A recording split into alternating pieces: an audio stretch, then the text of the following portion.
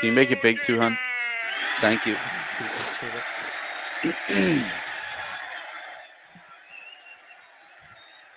Oh, my fucking neck. Oh, my God.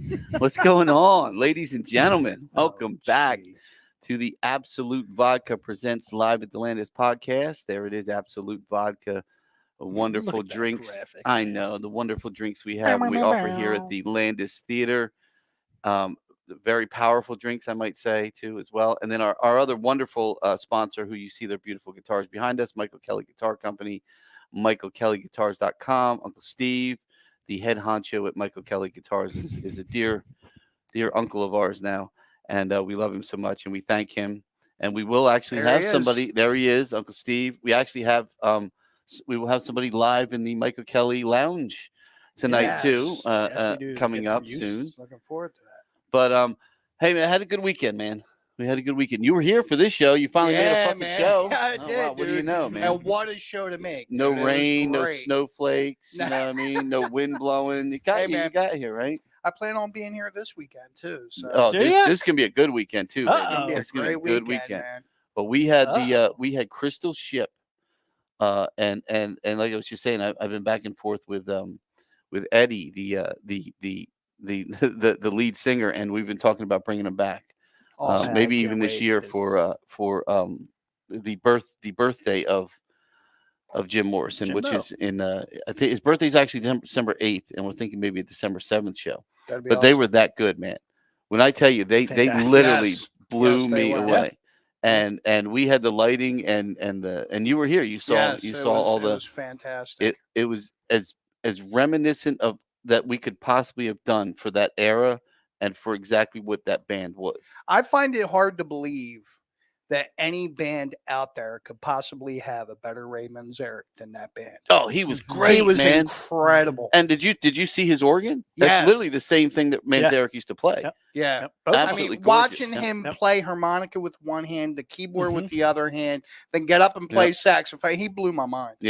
Yeah, he was fantastic. Yeah, they were great. They were all fantastic. Yes. That was a good time. You and I kicked some ass, Ray. It really it did. It looked great, man. It was fun. But I'll tell you what it reminded me. Do you remember the Doors live album? Yes. Which is one of my favorite Doors albums, actually. Alive She Cried. Exactly. It really reminded me of their live album.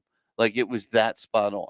And it was dude, what a great show. I think, do we have some video of that, Case? Of course we do. Dude, you got it. If you missed this, dude, you look, if you missed this, you got to find a way to see it. If you even think you like the Doors.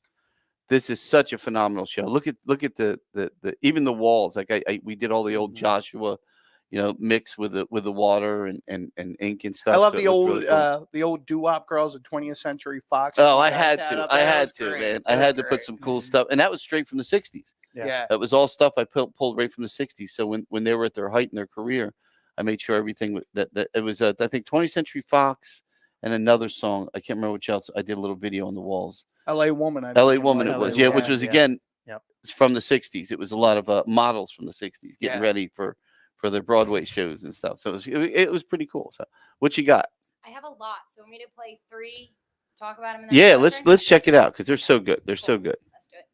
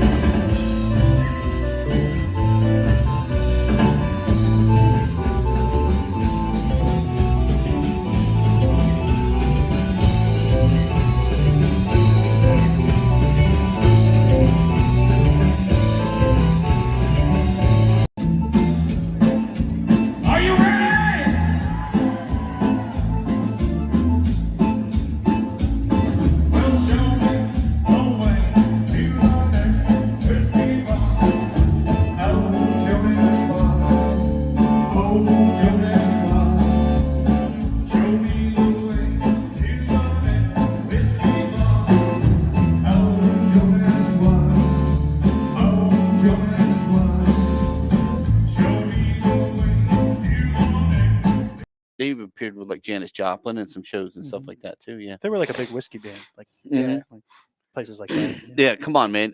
How good does that sound? Oh, Again, dude, the it's keys. incredible. When you look at again, Manzarek was the Doors are not the Doors without that organ. That's right. And Nope. if you can find somebody that knows what they're doing and understands that instrument from that time period, Mhm. you get that kind of sound out of it. And he really knew what he was doing, man. They were so good, man. And Hell yeah. Eddie really fronts it. He gives you Jim Morrison like it was you're watching Oh, Jim yeah. Morrison. Oh Yeah. yeah. And one thing my wife and I talked about that night was what's incredible to think about is at the whiskey there was a group called the Hollywood Vampires that would No, I go know up them, top. Alice Cooper's it was Alice Yep. Cooper's thing, and Morrison was part of that. Just to think of all the guys that hung out up there. Yeah. Alice Cooper, Mickey Dolenz from the Monkees. Yep. They were all part of this Hollywood Vampires group. Jim Yeah. Morrison was Yeah. right in there with them. Well, they're Yeah. still around. Now you got Now you got the band. yeah, you got what's his name on Johnny- guitar? Johnny Fucking Depp. Johnny Johnny Depp Depp, on guitar. right? Yeah, we Yeah. almost we talked Yeah. about we kind of played having them here. They were doing an East Coast tour, then they canceled the tour. Yeah, I remember So when that yeah, happened. so we were thinking about having them here, and it might still be open. Yeah, I worked with Johnny a few times, and I think it'd be kind of cool. I'd love Yeah, to see that. that'd be a cool show. That'd be a cool No show. time like now. What do you got? What do you got? What else you got from these guys, dude? What a good show, man. Mhm. Arete? Go for it, girlfriend.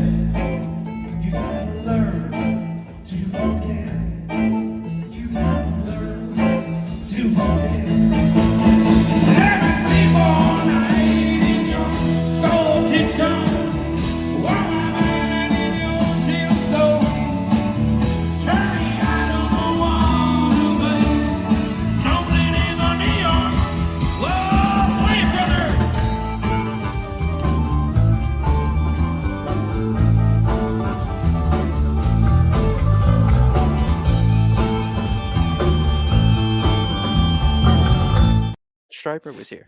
Oh, really? Really? Yeah, he's like, I rip. So their keyboard Yeah. player was apparently a metalhead. Yeah. So I didn't know that about him. I didn't know that Yeah, about he him. But was- that's he's- kind of he's cool, a though. Cool guy. Cool guy. That's really cool. Man, what a good show, man. If you missed it, they're going to be coming back. Crystal Ship and all the guys, thank you so much. Again, blew me away. I'm a huge Doors fan, Mhm. and I was literally blown away with Yeah. it. And It I was a good think time. they've revived the band just as it was in the 80s. So again, it is basically the same band, just the members have changed, but it's what I always remember listening to on the radio. So Hell yeah. you can't get any better than that. And Yeah. I remember me and my friends used to literally sit around and wait for the show to come on. It was on YSP, and you sit there and wait for the Crystal Ship Doors show to come on. When I tell you Doors fans, we were ridiculous Doors fans. So it was really cool. I was excited for the show. And then come Saturday, Oh, you had the beauties in the house. the Miss Tri-City pageant for its third annual pageant here at the Landis Theater. It was fantastic. Again, it looks so good on the stage, and you know with the girls and everything, and it looks really it looked phenomenal. The girls were great. We had other pageant girls here too, from like Miss Violin was here. We had a Miss something New Jersey Oh, here or awesome. something like that. So they kind of show up too. Yeah, there they all are doing their thing. Do you have any video of the winner was Lexi Elton, by the way. I do. Congrats. Yeah, Lexi was phenomenal, and we had talked to the previous girl Madison last week, and then she turned over her crown. There she is. Oh, Lexi Yep. was also in Big Fish. Was she? At the beginning of the year. Look at that. Oh, was she? I didn't know that. Yes. So Oh wait, now- yes we did. Well, there were two girls in that pageant. So Oh, I didn't know that. That were both from Alma. from Alma. Yeah. Oh, fantastic. Well, Alma in Yep. the house. Alma for the win. Alma for the Alma win. for the win. Want to see the win? Yeah, let's see it. Our new Miss Tri-City 2024 is Contestant number 4, Lexi Elton.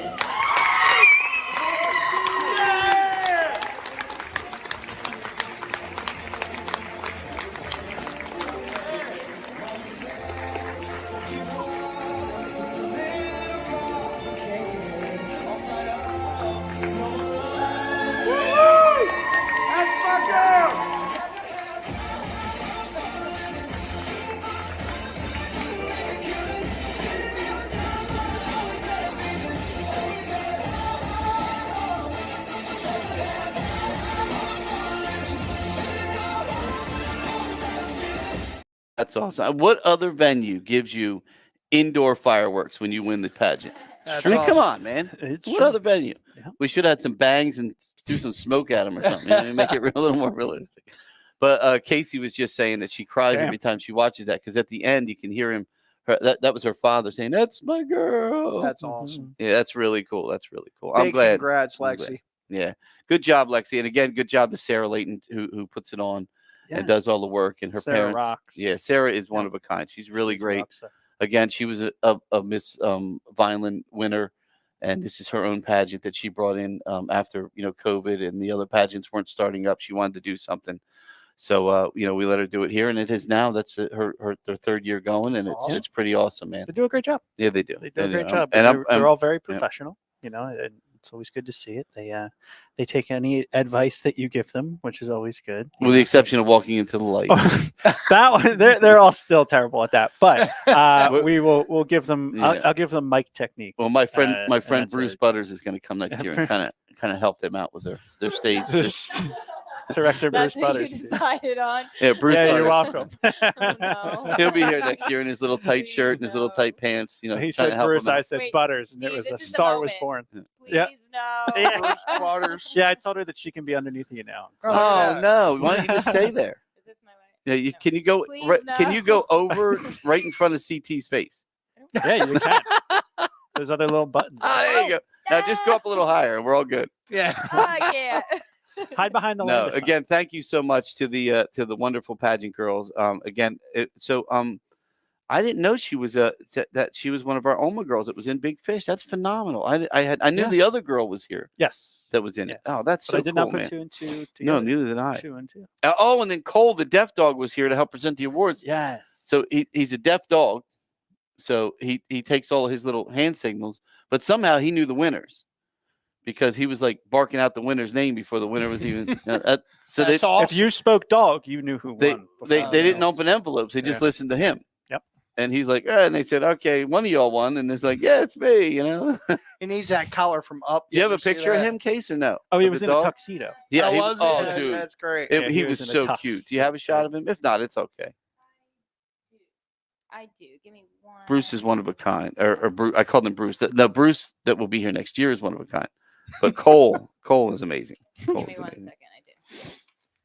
But other than that, It was a good time. if you want to go through the read in the beginning, and then we can pull in our first guest. Oh, there he is. Aw. Look at him in his little tux and stuff. The little tux was You like- Come on, man. Look at that. Pinstripes and all. Look at That's him. awesome. He's more of a gangster tux. That's more of Yeah. like a New York. Like he's even got the V-neck going. Yeah, Look he- at his he dog. Fits right on in Vineland. He just needed a gold chain. You got to bring him out to that new show you guys got. Oh, Michael Francis.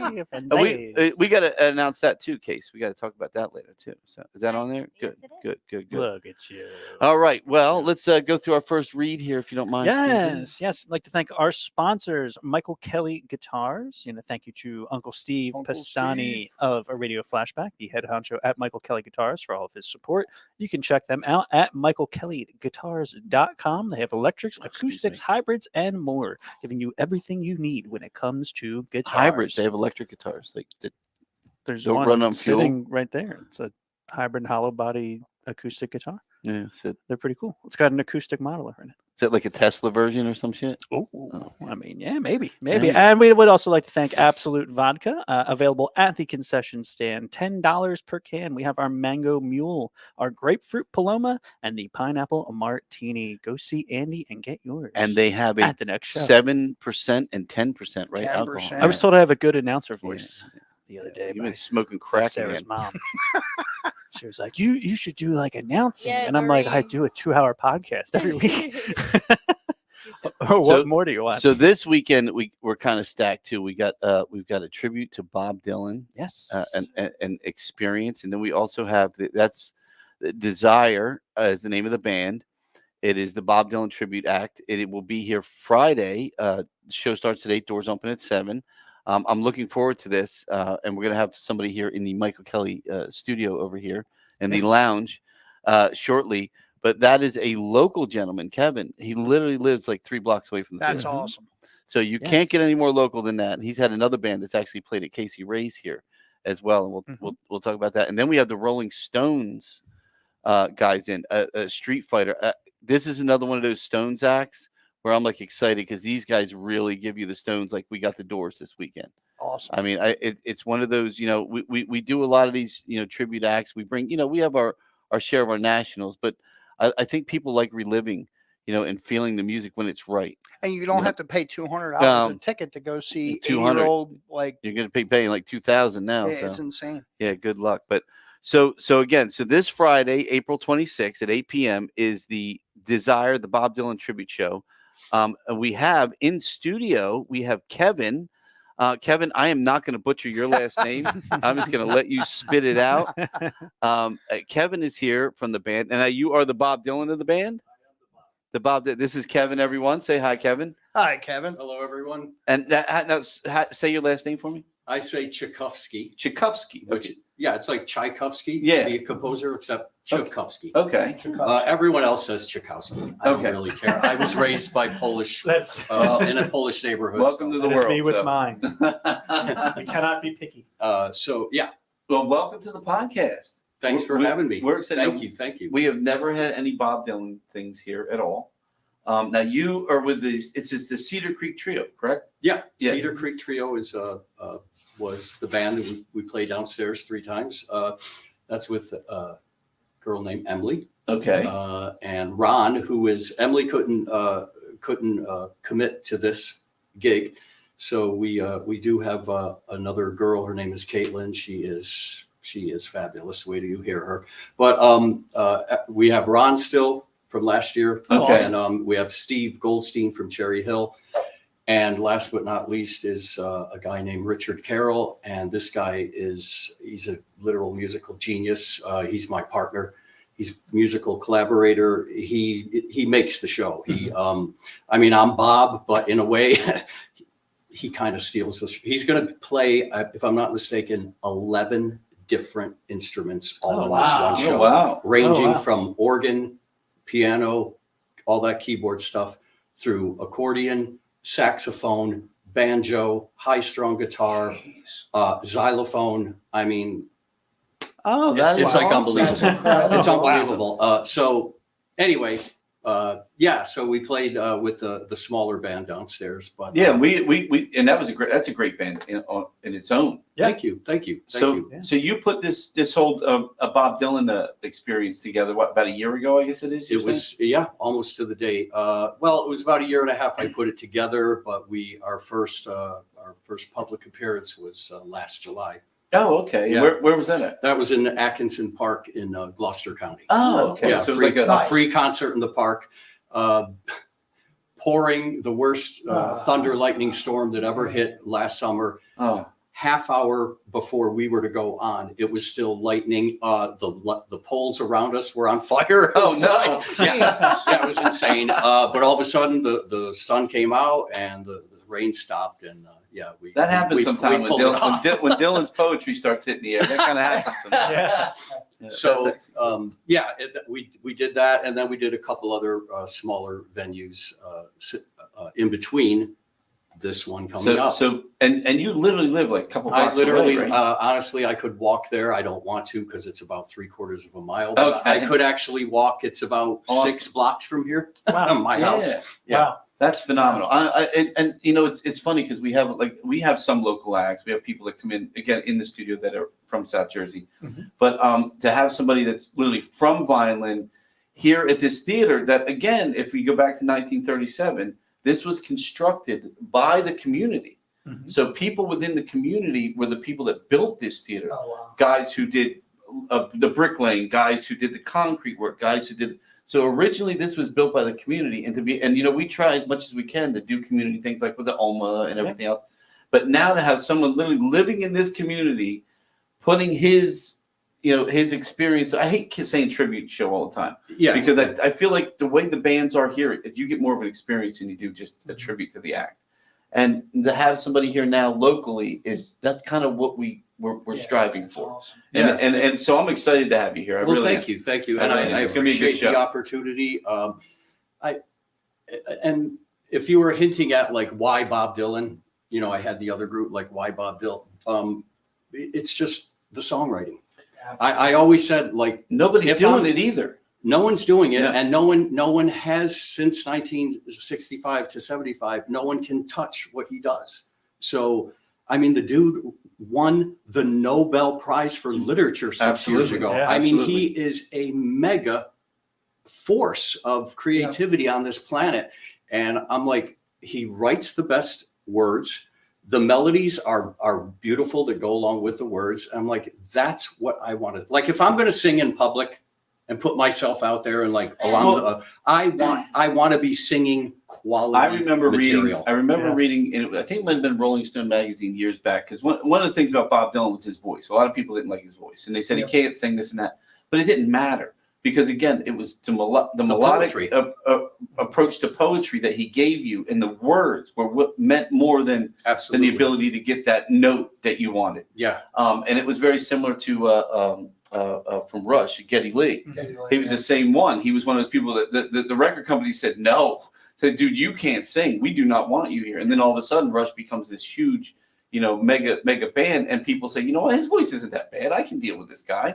And you know, and he becomes, and the same thing happened with Bob Dylan. I mean, he was shunned, you know, for his voice, but the poetry, and that's exactly what it is. The words and the melody and what he writes is. It's just to me, it's like the pinnacle of it was the Renaissance of music, in my opinion, Absolutely. back in late 60s and 70s. And Well, with the Doors, again, we just had the Doors tribute. like all these tribute, like all these bands that come here. That's what I lived through, and again, the king of them all to me was Dylan. Yeah. Like you just can't get any better than that. Okay, do you? I wanted to address the singing thing. Is it okay if I mention that? Yeah. Okay, so when I bring up Bob Dylan to a lot of people, they literally go, ew, you know, like, ugh, like who's going to listen to that? Okay, listen, I'm not stupid. The man at some point, I'm going to say around 1975-6, he was losing it. Yeah. He was losing it. And he literally cannot sing anymore. I mean, let's just face it. He's not singing. He's just doing what he does, and that's cool. Exactly. But what I want to, the message that I hope people pick up from what we're doing, this band does, is there was a time Bob Dylan could sing, and he sang his ass off. You know, you're And absolutely the right. man, if you can put any more emotion into songs, a couple I'm going to run through, Shelter from the Storm, Tangled Up in Blue, Tomorrow's Such a Long Time. If you can sing those any better than him and match the mood and everything that's supposed to be there with that song, if you can do that, have fun, because you can. But What you're saying is right, though, because that article I was reading, that's exactly what they were saying, that Bob Dylan, when he came out, was a singer. But at some point, he lost his voice. And then that's when he was rising in popularity. And people were like, well, this guy can't even sing. right. But the poetry, again, Poetry. But I'll tell you what he did, and this is what, like a tribute band, like I'm not gonna, no one should. I'm not gonna try to be Bob Dylan. Okay, forget it. I want to bring his songs to life. But what I was gonna say is, I'm not gonna try to imitate Bob Dylan's voice, but what I am going to do, and I believe that I've nailed it, is phrasing. It's all about That's true. his genius Yeah, is that's in true. phrasing. Everyone talks about Sinatra, and they should, because Sinatra was a genius with phrasing. Guess who else was? Bob Dylan. And no one can put those pieces and phrases of that song together like he spits it out. But I think that's what that's helped. Dylan to me. That's what helped in his later years, I think, was the phrasing, because it was still there. what's the song? I wanna be Bob Dylan. you know what I'm talking about? Yeah, somebody threw that. You know why? Because Really? I've never heard that. yeah, somebody that's part of some. Isn't it maybe a Bare Naked Ladies song? Mr. Jones?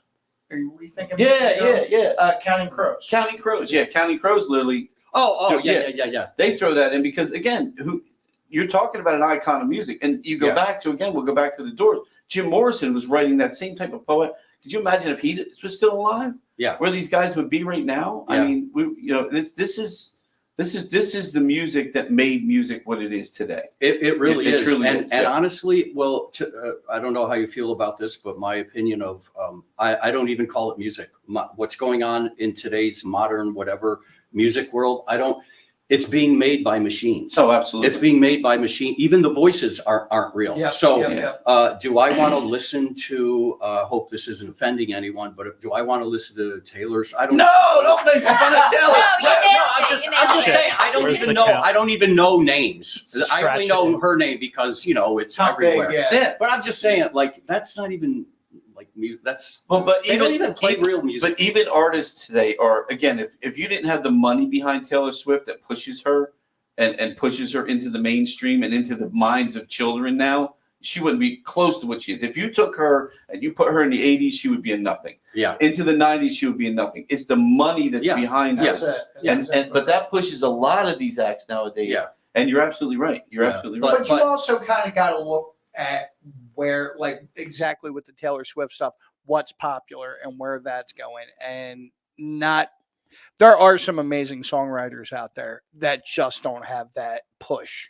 Well, no, Taylor because Swift the music push. industry has changed in a bad way, in my opinion. Yeah. But It has changed in such a bad way. And I'm not Because a I fan. think of like songwriters like Jack Johnson, who I think is absolutely Yeah, he's great, another great songwriter. Jack Johnson's phenomenal. but he doesn't get that Taylor No, Swift No, push. no, So no, because he can't. Because he look. You can say whatever you want, but it's a control factor. I mean, Oh, you're putting absolutely. the kids. You're going for kids. Yeah. And that's what they've done. Even, look, when we were kids, we watched cartoons. The advertising was aiming for that kid. Yeah. I mean, that's what they're doing with Taylor Swift. They're aiming for that kid, and they're saying, "Oh, if you like Taylor Swift, vote this way. If you like Taylor Swift, do this way. If you like Taylor Swift, eat this." And they do. And they're fed by social media, and that's what's driving. well, it's things so like hard. this. I mean, think about it. When we were kids, it was like, oh, this. Look at the box of Wheaties. It always had the famous celebrity. Dude, if I wanted to see But- a concert when I was a kid, and I looked at my dad and said, "I need $20 to go see the Stones," he would beat the shit out of me first. How dare you ask for $20? You better find a way to make the money. Now it's like, "Oh, mommy, I got to see Taylor Swift. She's $2,000, and if you don't do it, then I'm not going to be like all my friends." yeah, And I'm just raking out money. You know what I mean? And You're it's right. like, and kids. But one of the things I will tell you that we do get here during the Queen shows, we've had it during a couple, is we're getting kids. The Doors show. Yeah, the George show, we had a couple kids, and the parents are bringing their kids to this music, and that's Good. what we need. We need people to Good. come to this Dylan concert Yeah. and bring your kids. Yeah. It's because here's all I hear when I'm at Wawa or a public place and I'm hearing modern music. It's just whining. Oh, absolutely. It's just whining. Oh, When I listen to Bob absolutely. Dylan, I hear meaning and purpose. And Well, you're hearing lyrics that have meaning. Beautiful messages. Okay. Yep. Sorry, call me crazy. I would rather listen to that than whining. But you know Yes. what? I whine enough myself. I don't need to listen. Why to don't you other give us? people Why don't whining. you? Why don't you show us right now exactly what you're talking about? Give us a song. Okay. Let's give us some. What are you going to give us? How about Little Tangle Up in Blue? Oh, hell yeah! Just a few Great verses. song. Just a Absolutely. few Yeah, you verses. don't want to go that whole song. I think there's like 11 or whatever. I'll sing a couple here.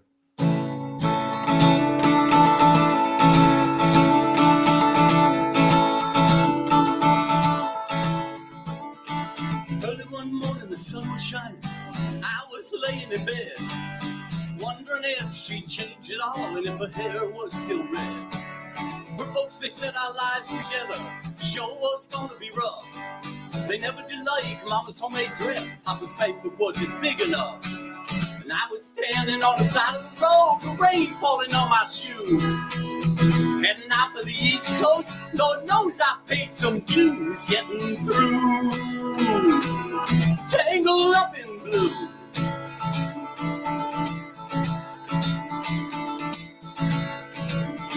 She was working in a topless place, and I stopped in for beer. I just kept looking at the side of her face in the spotlight so clear. Later on, as the crowd thinned out, I was just about to do the same. She was standing there and back on the chair said to me, "Don't I know your name?" And I muttered something underneath my breath, and she studied the lines on my face. I must admit, I felt a little uneasy when she bent down and tied the laces on my shoes.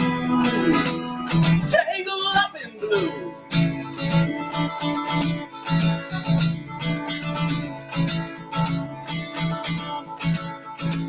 So now I'm going back again. I got to get to her somehow.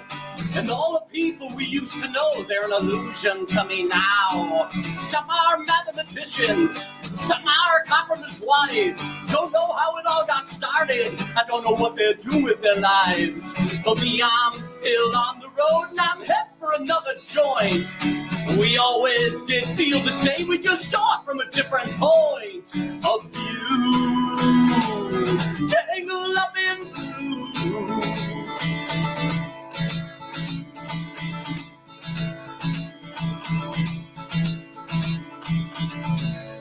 Oh, yeah. Good job, brother. Good job, man. Good. I forgot how much I like that song. And then I started, the lyrics started coming back to me. I'm like, I don't remember the last time I heard that song. That's what's sad. That's what's honestly, sad. So I was a fan already of Bob, but when Blood on the Tracks and Desire, to me, pinnacle. Absolutely. I agree. Everything after that, sorry, Bob, it was just a slow downward. It's Blood on the Tracks, incredible.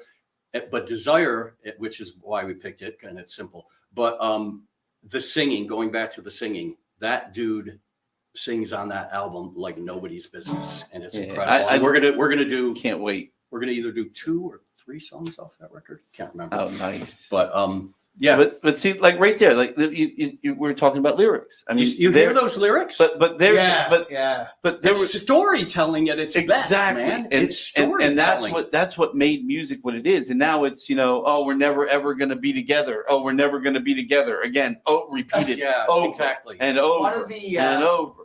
One of the first songs I ever sang to, he turns 5 May 1st, my 5-year-old, was Forever Young. And I just absolutely love the lyrics. You're talking phrasing, everything from Bob in that song is just phenomenal to me. Well, that's probably one of the greatest songs ever written. I mean, it literally, to me, one of the greatest songs. So good. I'm not going to embarrass myself by saying, would you believe that's one that I don't know? Oh, that's such a great song too. That is. I mean, I know of it. I just never, learned it. Well, you got to throw that in eventually. You got to learn it eventually. You got to see how this goes. The show is going to consist of. It's like I said when we played in the park. It's not necessarily Bob's greatest hits. I'm sure there's songs that people will want to hear. A couple anyway that they won't be. The show is all about me. They're my favorites. They're the songs that to me, like, again, Bob can't write any better than these songs. The good thing too is when you don't play all the hits right away, you come back later for another show. Now you play other songs. Yeah. And that's what I love. When you get bands again like the Doors, when you get bands like the Stones, you're never going to play all the Stones hits this weekend. It's never going to happen. It's just never. But next time you come back, you play it. We have an Ozzy tribute, and he does the same thing. He'll play certain things this time, certain things next time. And and that's what makes people want to come back. It's like, oh, what are they going to play this? It's called a catalog. Yeah, it is exactly. It is, and Dylan is one of those guys with a catalog. Yeah. So you got any Dylan-esque over there? Usually I do, like I said, I do questions, but I had a couple interesting facts that I found. And as his parting note in his 1959 Hibbing High School yearbook, he said. He summarized his ambition this way: what he wanted to do was join Little Richard. That was his whole point in life, was to join Little Richard. In 1960, Dylan shared a small bill with the Smothers Brothers in Denver. When he began playing obscure songs, the headliners asked the manager to remove him, as they claimed he sounded and looked homeless. I can believe that. He did that then, though. He did. Everybody did, though. Yeah. Bouncing off the homeless thing. In 2012, we're talking 12 years ago, Dylan was detained by the New Jersey police after he was spotted wandering around a residential block during a rainstorm Yes. because they thought he was homeless. Oh Yes. my God! So he stayed true to himself all these That's years. it. That's what I'm saying. Never change, Bob. But that's Never funny. change. So Little Richard. So he Yes. has good taste in music. Yeah. Rock and roll, Little straight Richard, through. he did Yeah. not get enough credit. That shows his inspirations. Exactly You know, right. his inspirations. And I love hearing that. I didn't Yeah. know that. Yeah, that's Love really Little cool. Richard. Yeah, I mean, straight through rock and Look at you roll. I mean, mixing up the format here. you don't get no more rock and roll than Little Richard. Man. So No. now look, during your performance, when somebody yells, "You fucking bum," it's a good thing. it's a good thing. For once, it's a good. And it might be a state I'll be cop. like, yes. It might be a state trooper. You don't know. I arrested that prick. Look at that. Could you imagine? Yeah. Well, we couldn't get Bob here, but we got the guy that. But we got- arrested him in But we got the 2012. cop that locked him up. Oh, Nancy says, "Great band. Can't wait to stay on Friday night." Dude, I'm excited. Like this song you just did was I am phenomenal. so that's going to be our final number. Then there's an encore number, and Oh. I hope there's not any second encore because I don't have anything. Well, that's when you come out with Jingle Bells. That's Giving it yeah. all I got. You got another one for us? Sure. Let's hit us up. You got any let's more see. questions over there too? To No, follow up that with? was about all I put through. Oh, that I was mean, a I good. didn't That have was much good time. stuff. That was good What? stuff. Yeah,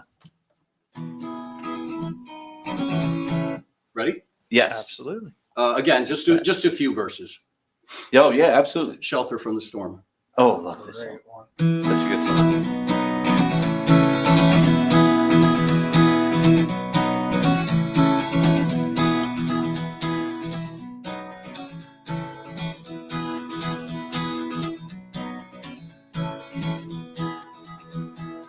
Was in another lifetime, what a toilet blood.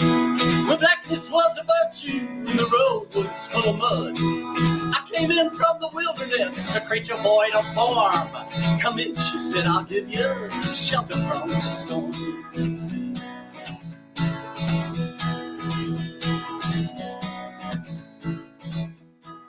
If I pass this way again, you can rest assured I'll always do my best for her, on that I give my word.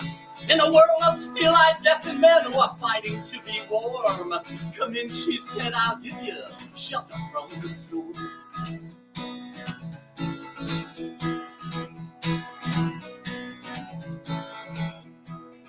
Suddenly I turned around and she was standing there with silver bracelets on her wrists and flowers in her hair. She walked up to me so gracefully and took my crown of thorns. Come in, she said, I'll give you shelter from the storm.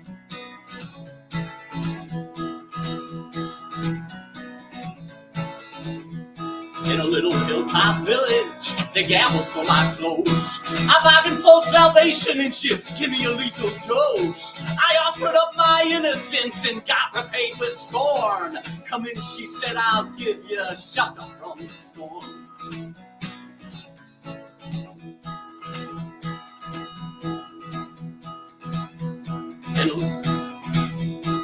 And if I pass this way again, I'm forgetting the words. The deputy walks on hard nails and the preacher rides him out. But nothing really matters much, it's doom alone that counts. And the one-eyed undertaker, he blows a futile horn. Come in, she said, I'll give you shelter from the storm.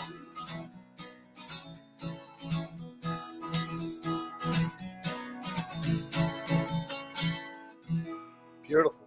Good. Great job, Kevin. Great job, man. Kevin, that's phenomenal, though, man. That is, dude. That you really bring a Dylan to life. I mean, that's really, really good. And honestly, people, the thing that was written there, it's literally part of me. It's like in me. Oh, it's Like, phenomenal. I can't not do it. Yeah. I open my mouth. It just. Again, one of those songs that brings back, I remember for me, when I hear songs like that, it takes me right back to any video you've ever seen from the 60s of just a bunch of people in a park, just having a good time, dancing, That's it. one guy sitting there with a guitar doing his thing. Look, Jamie says, that's my brother, and I'm so proud. Jamie is Hi, what Jamie. Jamie comes to a lot of here. shows here. She Can come. you hear me now? Yeah. Oh yeah, Hi, absolutely. Jamie. Yeah, she's listening to you. I can't see you or whatever. I can see your little photo. Yeah, that's all we Yeah, see. that's all we Yeah, see. Yeah, yeah. Jamie Um, comes to a lot of shows here. She's wonderful. She's absolutely Yes, wonderful. So yes. She really helped out a lot with trying to Facebook and market. oh, our show. excellent, Yeah, excellent. she really helped me because I'm just so super computer illiterate. It's ridiculous. I really am, and she was really a big help. That's okay. And yeah, she has ushered here. Yes, yeah, that's what I said. She's Yeah. come to a lot of shows here. She ushers here. She's a good friend of ours here. Yeah. At the theater. We love her to death. So, She is my littlest sister. well, I like that you have a connection to the community here, and that's going to bring people in. I think it's I'm phenomenal. glad you just said that. I want to point something out about that. When I made about, I'm going to say 40, at least 40 really nice professional posters. We saw About one. yay big. It Did you was see really one? Cool. Yeah, in City Hall. Yeah, in the elevator. In City, elevator, yes. Yeah, we saw it in the So elevator. Yeah. I distributed that poster all over South Jersey, right? And what was I going to say? Oh my God, I totally forgot. Hey, welcome to my brain. Welcome to my brain. What did you say right before that? That's it. Welcome to my brain. Good luck. Oh no, not that. Community Good No, the luck. community. Okay, Oh, yes. the community. As I was trying to, I was going into restaurants, whatever, and part of my pitch was, I want the Landis Theater. Yes, this is self-serving for my band, but it's about the Landis Theater too. It's a great venue. We got to keep this thing going. And so I'm asking you, I would say to the owners, as a community to get to a community effort to support the community, Yep. could you please help me out and put the poster up? Mhm. And almost everybody was like, yeah, sure. Oh, that's awesome. Yeah, we were going to a meeting, and again, the city could not be nicer to us. I mean, they really are behind us. This theater sat for a very long time, in almost, in shambles at one point. Yeah. And then even after it was, resurrected, it still sat with nothing happening. And it was just a thorn in the city's side for a long time. Yeah. We came in and we did, and the city's behind us right now. We're going to be making a few changes here. People are going to see soon.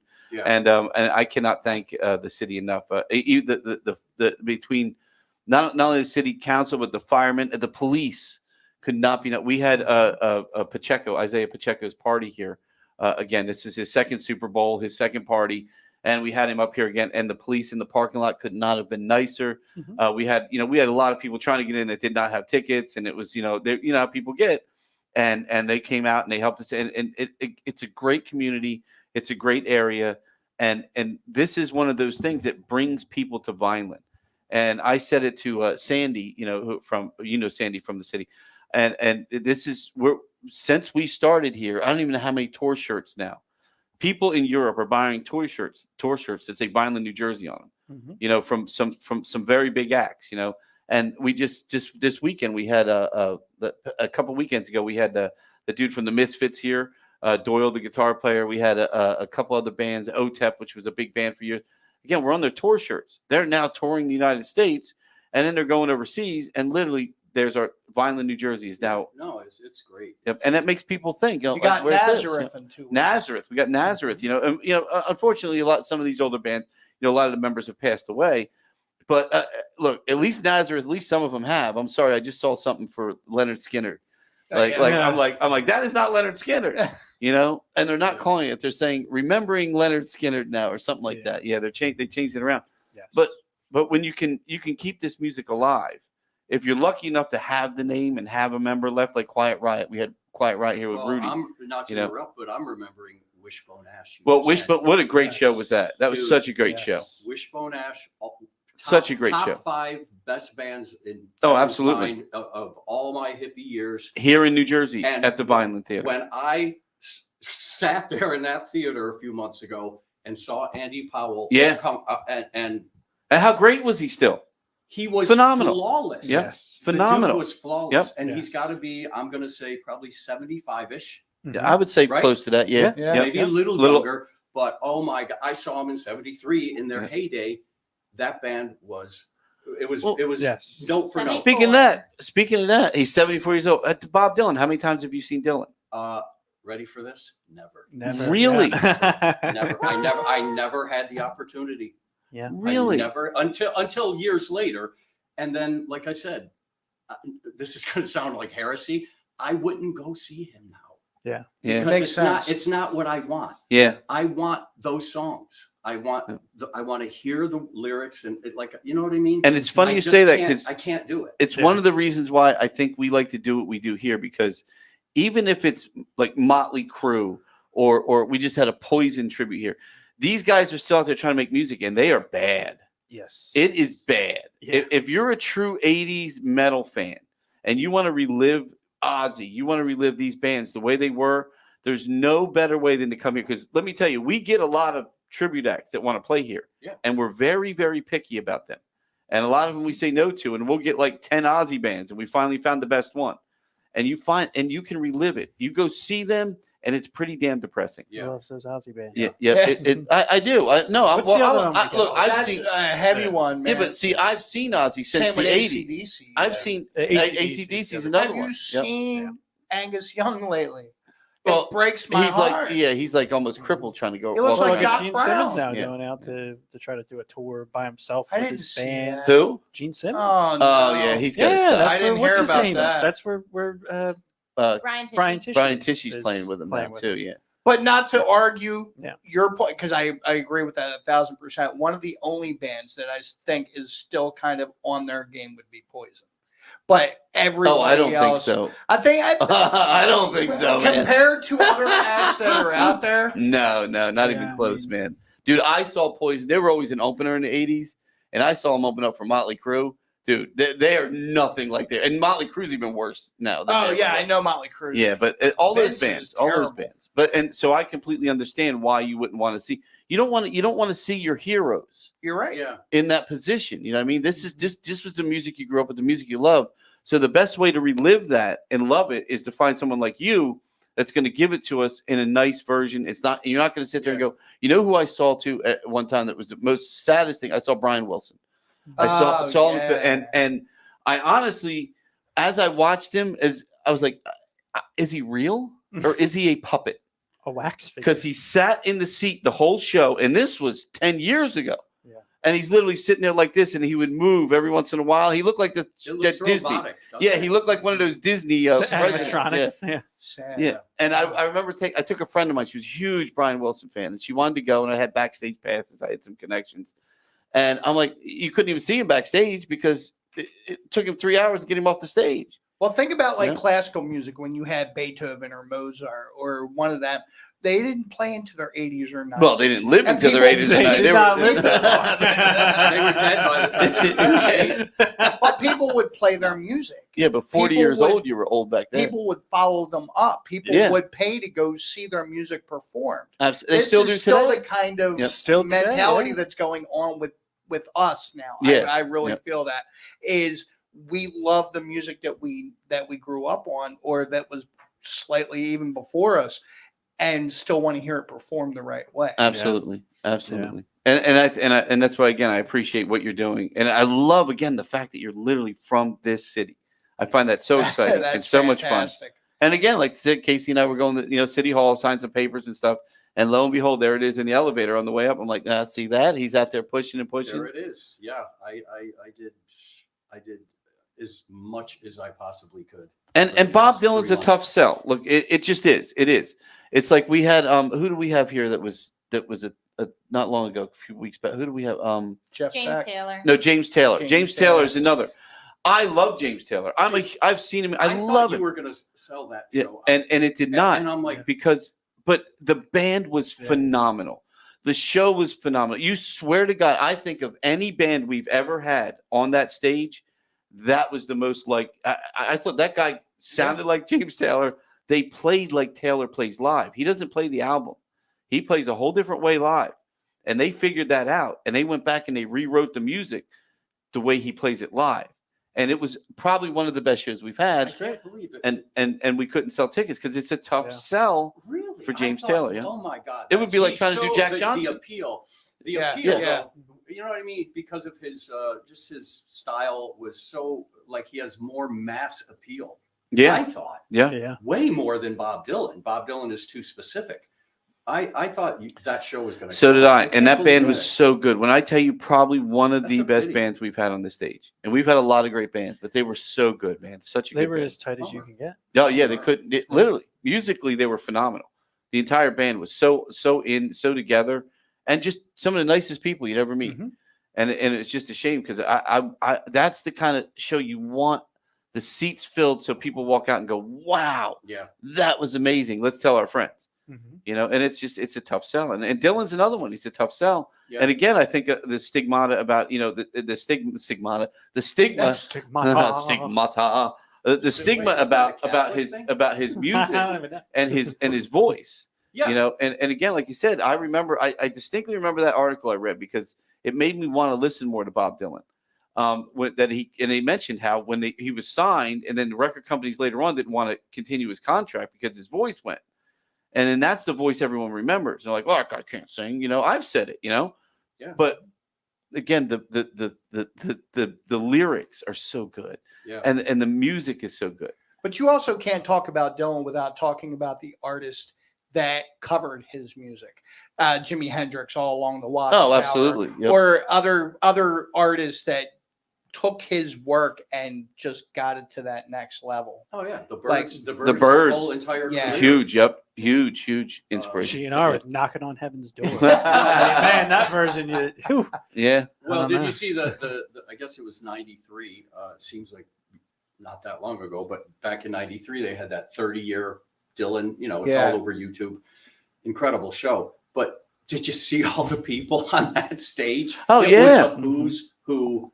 It was the greatest possible rockers and Mhm. folk people in the world. And I Yeah. feel like Richie if Havens, for Pete's sake. if the music and scene- Tracy Chapman, like everyone. the music Yes. scene didn't change like it has, and we talked about earlier, I think you'd have more people here for these shows because they would appreciate that. Nobody Yeah. appreciates it anymore. You know, they don't appreciate, you know, where the bands came from, where, you know, like you look like we had Anvil on this stage. Anvil was the inspiration to Metallica, Yep. Guns N' Roses. Some of the biggest rock bands in the world got their inspiration from Anvil, a 3-man band out of Canada. I remember when he knocked on the back door and I looked in the camera and I saw him. I'm like, oh my God, Lips is here. Literally, Anvil is here on the stage in Vineland, New He's Jersey. got his eye in the door. Exactly. And here they are, and nobody comes to see them. That Metallica would not be here if they were not inspired by Anvil because they didn't know what they wanted to do. Right. Yeah. You know, and all these bands, they wouldn't be here. You know, these bands wouldn't be what they are if it wasn't for Bob Dylan's inspiration for them. They wouldn't be where they are. I mean, Well, Taylor Swift, what Yeah, inspires I was her? just going to say. Well, then TikTok? No, Probably and then the Bob whole Dylan. thing, Breakups. I doubt it. I don't think Breakups. she's got no good lyrics, bro. Yeah, I'm sorry. yeah. No, she has nothing Bob Dylan-esque in her lyrics. Well, what I love about that time when Bob was ascending into the stratosphere, right next to him on the other side of the pond, as they say, the Beatles. Oh, yes, that's And true. Yep. So they literally like fed off of each other and were like, "Oh, really? You just wrote that? Well, here's what I'm going to do." Yeah. And then the other one, and I mean, Lennon and McCartney did that among themselves, but they did it with Dylan. Dylan would, and you know what George Harrison literally quoted Dylan like he was quoting the Bible. Yeah. Like That's they true. were, That's true. Yeah. We're gonna do. Speaking of Harrison, we're gonna do Harrison's version of "If Not for You." Oh, yes. From All Things Yeah, Must I know Pass. exactly what you're Oh, yes. It's it's so lush and beautiful. That is a with good the 12 version of it, string. too. Yep. That's Yep. the one we're doing. Yeah, that's a Wait gorgeous till you hear version. Rick on. He's I believe he's got organ. He's doing piano and organ on that one. Wait till you hear when we do "Lay Lady Lay." I don't know if you recall it. Just think for a second in your head. The tune, the signature thing in that song, I believe, is the cowbell. More cowbell, but it's intricate cowbell like you've never heard. Are you remembering it? Yes. Right. My Rick is literally playing. The cowbell is sitting on the keys, and he's playing. And it's not just. Oh, that's boom, awesome. boom. It's like doing shit with this cowbell, and his other hand is playing organ. Ready? We're not done.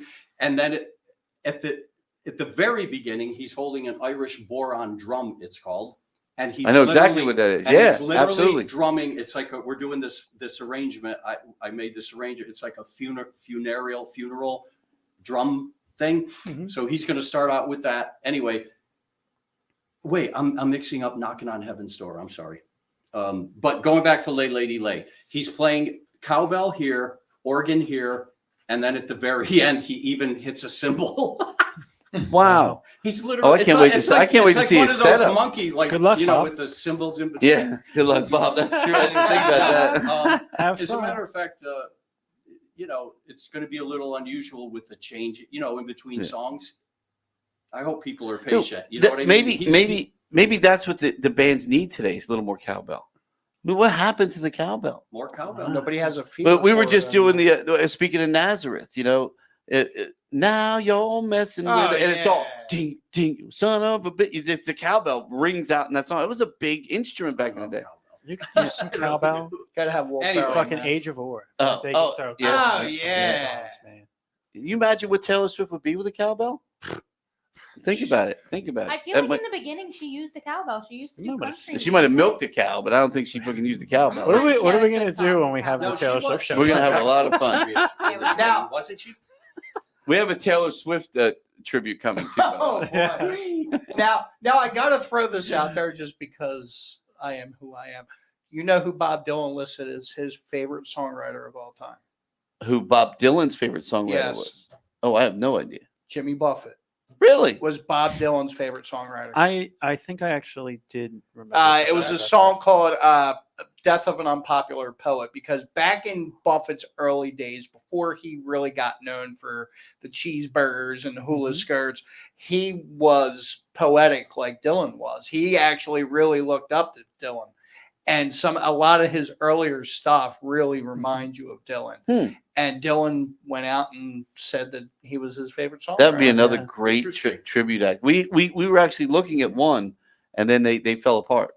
But that's another one, especially now that he's gone. That would be another great show. My grandmother went to his first show ever. Really? Wow, Yeah, that's Jimmy Buffett's, awesome. Yes. Did you go to the buffet?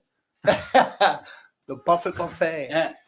Did you guys hear about filming the Bob Dylan autobiography movie in Cape May? No. No. When was this? It's coming up in a Oh, few weeks. really? They're going to be on I location. did hear something. Oh, that's about cool. that. Filming with what's that? He's the new incredible actor, Chalamet, or I don't think there's any of them that are Timothy incredible anymore. So Timothy Fay. any. Is that the name? Did I say Yeah. it right? Mhm. He's the dude playing Dylan, and so everyone's like going crazy. Apparently, this kid is I don't know. I've never heard of him, but anyway, they're filming the Bob Dylan movie. Oh, that's awesome. Part of it, anyway. Yeah, that'd be a good movie. I'm I looking forward cannot to wait that. to Yeah, see that movie. that'd be a good film. I'll tell you what, a lot of these musical movies that have been coming up, like that Elvis one was really good. Yes, Yes. that Elvis Yep, one was great. that was really good. I thought the Queen one was phenomenal. that was so good.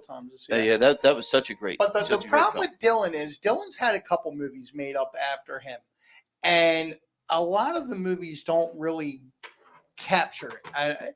I've seen some movies that are like they're not really told in a straightforward manner. Well, let's go back to And the they're all Doors. like, Look at the Doors film. I Yeah. mean, that was just a bunch of hodgepodge of shit. That had nothing to do. And the band was like, what the hell is this? Yeah. But it was a great movie. He portrayed Morrison in a way that you felt like he was Morrison, but the movie was all bullshit. Yeah. I mean, most of it never happened. He was never that kind of person. And the band was very upset when it came out. But then you have Oliver Stone. He turns everything upside down. So yeah. so it's one of those things. You got another song for us? I do. Let's hear what I'm happy just listening to you play right here Okay. in the Michael Kelly guitar Do you mind? lounge. Do you have time? Do you mind? And do you have time if I played the whole song, not just? Oh, absolutely. Oh, yeah, we have time. Verses. Yep. It's just like a woman is the tune. Oh, okay. I don't know if I know this one. This is a song that like a lot of people cover because they Oh, love okay. it so much. Then I might know it once you play it. Richie Havens is the main one that I remember. But anyway, here's our version of it. Let's see. I gotta ad lib without the rest of my band here. see what I'm doing here. Okay.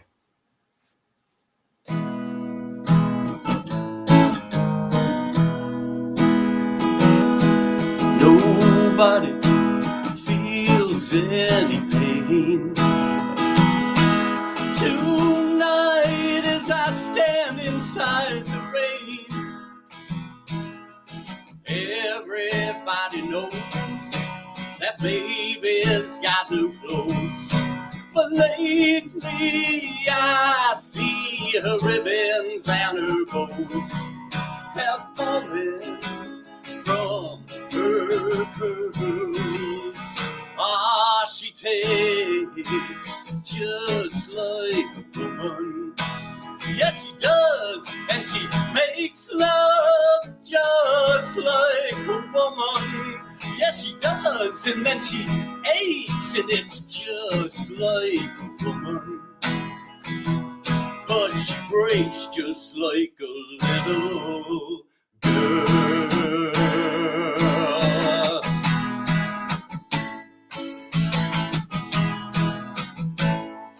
Queen Mary, she's my friend. Yes, I believe I'll go see her again. Nobody has to guess that baby can't be blessed till she sees finally that she's like all the rest, with her fall around amphetamines and her pearls. Ah, she tastes just like a woman. Yes, she does, and she makes love just like a woman. Yes, she does, and then she aches, and it's just like a woman. But she breaks just like a little girl.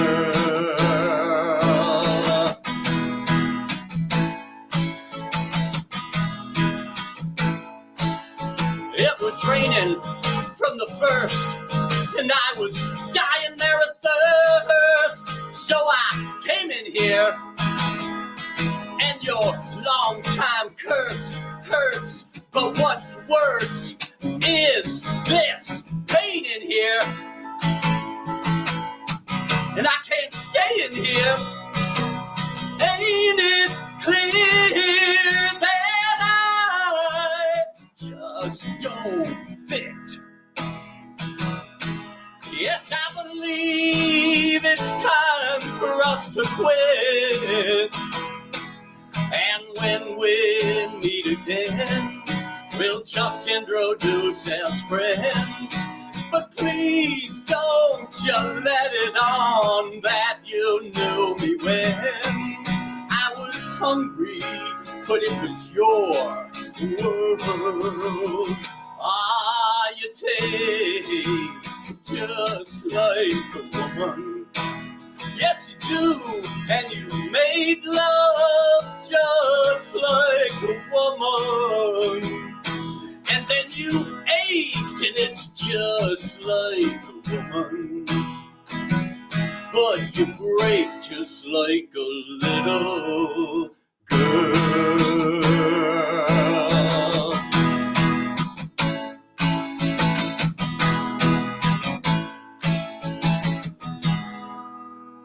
Oh, good job, Kev. Good job. Thank you so much, Kev, for coming in. We really appreciate it. We really, really do. I am very grateful that you had me on. Thank you. Well, like I said, we'll spread this around and let people hear how good you sounded in here and how you really represented the band very well tonight. Thank you. Thank you. Again, the show is Desire, the Bob Dylan tribute show. It is here Friday, April 26th, this Friday. Doors open at 7. Show starts at 8 p.m. Local artists. I'm excited. I really am, Kevin. Thank you again so much for coming in. Thanks. It's a pleasure having you, and we cannot wait for the show. This is going to be a lot of fun. Yeah. It's going to be a lot of fun. I hope people that tune in tonight and as the week goes on really get an idea of how good this show is going to be.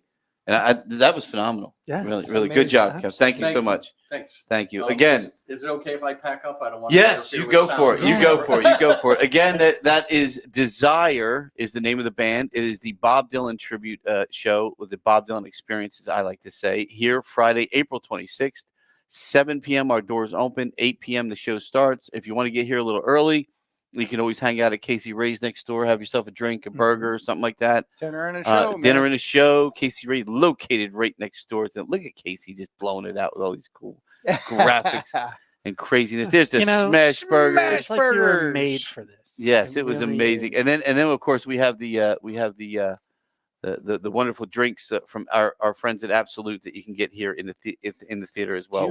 Do you have a thing for this next read with all the upcoming stuff on it? Yes. Do you want me to go through that and then we can? Yeah. Yep. And he can make his exit during the read. I have to let him back out the front door. Oh. Well, Yeah. perfect. You put this up and he'll do Yeah. his read. Yeah. Oh, is Sweet. it all on one thing? Yes. Look at that. Look Excellent, at us. excellent, Look excellent. at us. Yes. We're gonna do- Kicking it. we're gonna Yeah, do so some coming upcoming up, shows. Steve is going to Yes. give you some of the bands coming up, which, man, we got a lot of really cool stuff coming. I'm just looking at this list. We got some really cool stuff coming up. Yeah, man. Absolutely. So if you want to start, and in that time, Kevin will make his exit. Kevin, again, thank you so much for Thank coming you, in. Kevin. It was a pleasure. Thank you. And there you go, Steve. It is all yours, brother. Yes. So coming up, starting May 3rd, we have Face Value, a tribute to Phil Collins. That is Face Value, a tribute to Phil Collins. I can't wait May- for that one, Yeah, man. that's going to be cool. Yeah. We haven't had anything. I'm a Nothing. big We've Phil Collins had fan. Genesis, but we haven't had that Phil Yes. Collins. And Collins himself had a lot of really big hits. After Genesis, and some really good music. I mean, was yeah, was I- not yeah. the 80s without Phil No, Collins. no, not at all. I mean, not at all. even the early 90s, I feel like. Yeah. You Yeah. got that in almost every Disney Yeah. movie. Oh, That was true. like, you know what I mean? Like, Oh, he every did the whole friggin' Tarzan heavy hitter- shit. Yeah, the Tarzan, Yeah, yeah. the whole How Tarzan did, thing. why? Who let him go so hard on the Tarzan? That was soundtrack? great. That was though. That's all great. I want to know. I love And, it. I mean, I it was love fantastic, but they were like, "Hey, we just need a movie Yeah, fun with the soundtrack," and he's percussion like, on "Yeah, that fuck thing yeah." too. So So yeah, Phil Collins, May 4th, the Police Cars Tour, They're back. featuring New York's finest, the Police Tribute. love the and- name of that show. Yes, New York's finest has been here before, and they're phenomenal. By the way, this is the Yes. first time for sidecar this tribute. Yes, Police this is Cars. New Yeah. York's finest, the Police Tribute, and the Sidecars Band, a tribute to the Cars. Coming up, and then May 5th, that Cinco same de weekend, Mayo. Cinco de Mayo, Cinco de Mayo. Cinco de Mayo, Shaman, the Santana Experience. Great way they to are- celebrate. if you did not see them last time, they are Santana. as true as it gets to the Santana Experience. There's like what, 8, Santana. 9, 10 of them. I in need that band? Santana for my butthole. You guys are really helping me out here. Jesus. Oh, dude, they are phenomenal. And again, that's a Sunday show because Cinco de Mayo is on Sunday this year. Yes, that is a Sunday Yes, show, yeah. which I believe that one starts at 7.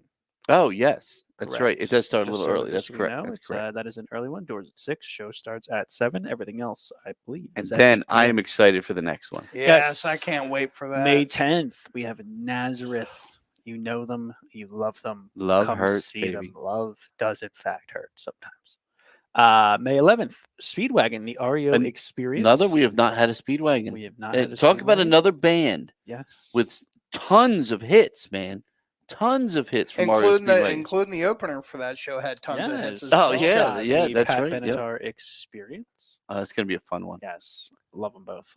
May 17th, Sir Paul, a dedication Oh. to Paul McCartney.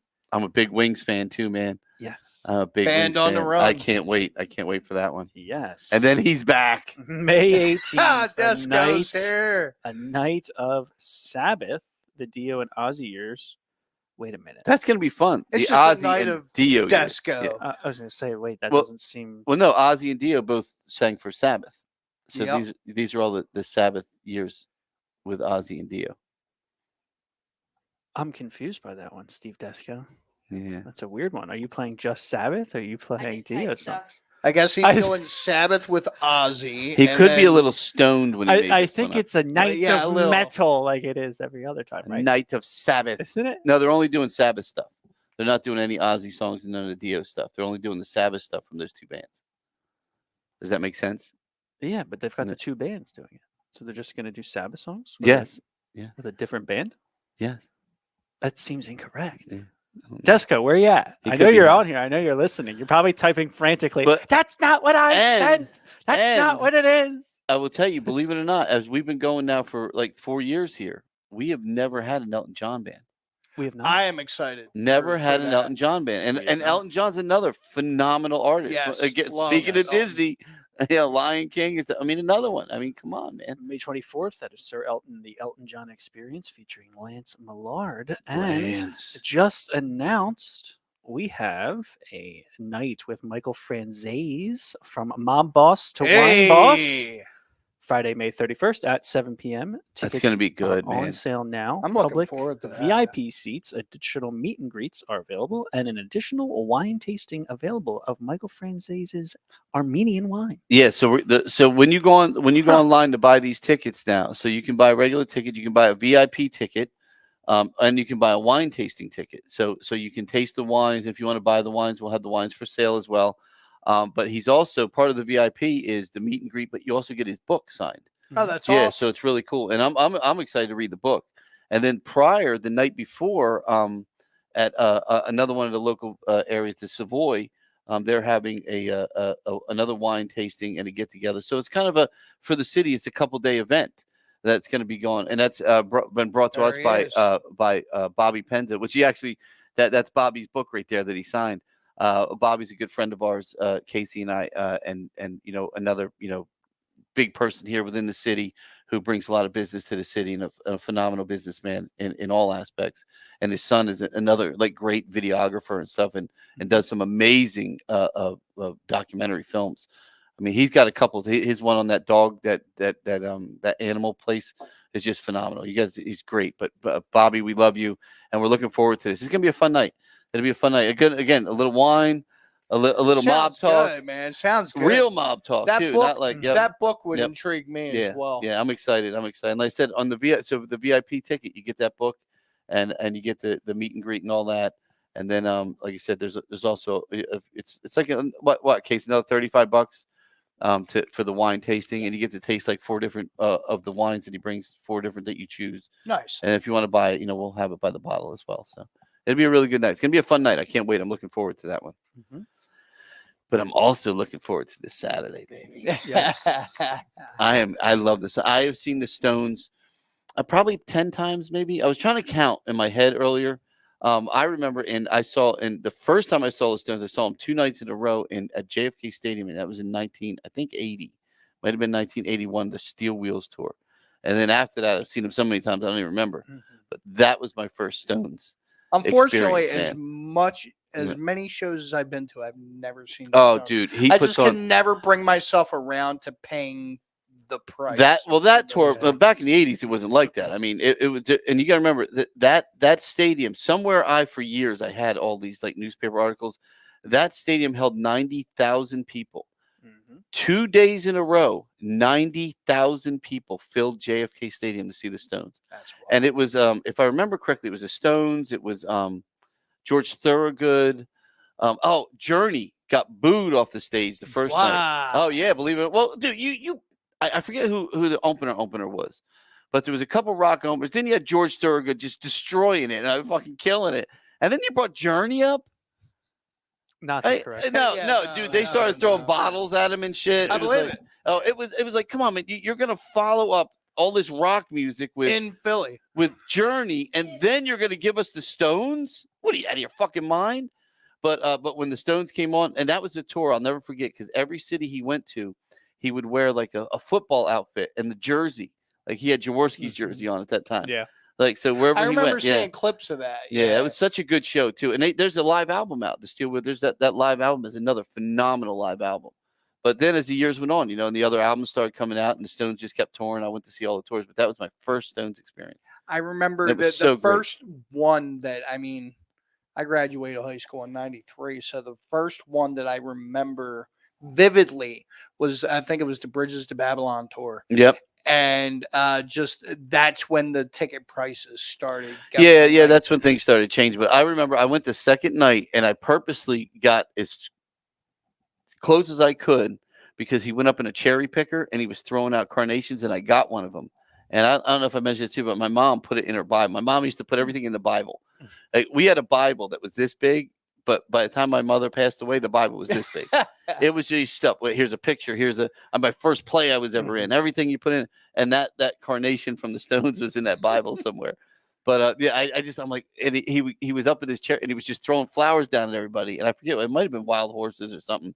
But it was a really cool show, and I'll never forget it because again, I had already been to a lot of concerts. I'd seen Rush, Moving Pictures. I'd seen some good shows, but man, there was something about seeing 90,000 because all my shows were at the Spectrum or whatever. But now all of a sudden you're in this huge football stadium, Yeah. and it is fucking packed with people, man. Packed, and everyone's just in all good behavior. There were people in the as the stadium went up over the wall. There were people throwing ropes over and pulling up Jeez. coolers of beer and shit. It was fucking phenomenal. I'll tell you It what, was you know, that's phenomenal. one of the things that, I've had conversation with friends lately as far as stadium shows are concerned. Now, maybe it's age, maybe it's just as I've been to so many shows, stadium shows for me at this point, Yeah, they're not the I same don't want to anymore. do it. They're not the same anymore. anymore now. Yeah. It's just it's a mile and a half to your seat, regardless of where unless you're like up close. It's always a mile and a half to your seat. Ticket prices are astronomical. Beers are $20 a Yeah. piece. It's Yeah. like that. That's why I love. You what pay more for you guys less. do here. Yeah. Like, You know? It's Yeah. great. It's great. So I'm so looking forward to this. Do we have any of these guys on here? We have Pete on right now. Pete. Yes. Pete is the Mick Jagger of the He band. Yeah, is the man. Mick Jagger.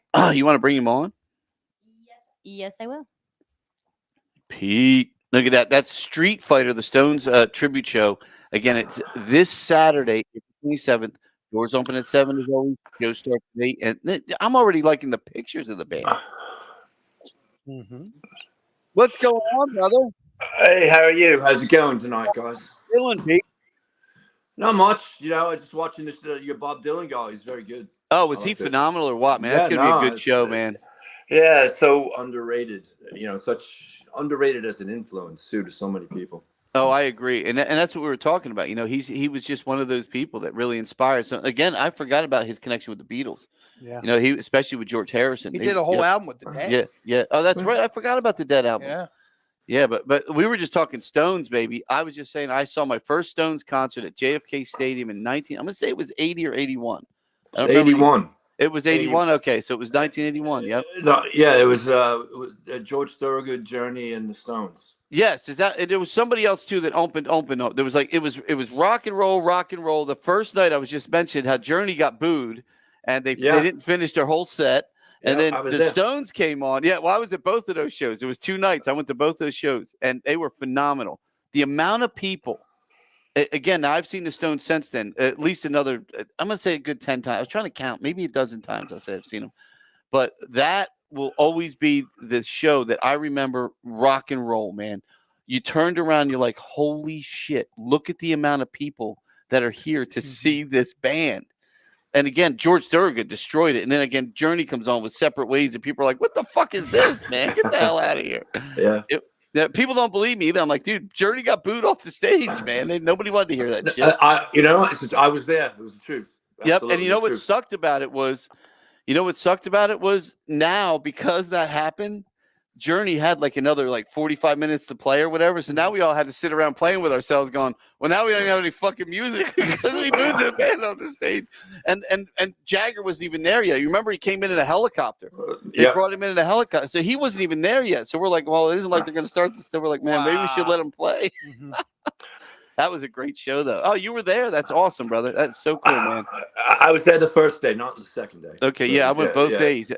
Yeah. Yep. What a phenomenal show. And again, a huge Stones fan. We've had the Doors here this weekend. This is kind of my couple weeks of music coming up here, man. Yes. Great. So you've been a Stones fan like me for years. Since the 60s, really. So, been a Stones fan. Started really Beatles Stones fan, became a Stones band. And, I think you guys know, I started this band in 1978. And we were, at the time I was playing in a band called Johnny and the Moondogs. And we used to play Stones and Beatles and all kinds of different things like that. And I heard on the radio an advertisement, believe it or not, for a Doors tribute band. And I said, shit, I can do a Stones tribute band. And that's how I started doing it. So you've been doing it since 78. Wow. Yeah. Holy shit, man. That is So awesome. are you from the Philly area? Where are you from? No, from Long Island. Okay. Yep. And so you came down to see that Stone show then in the 80s then. See, that's awesome.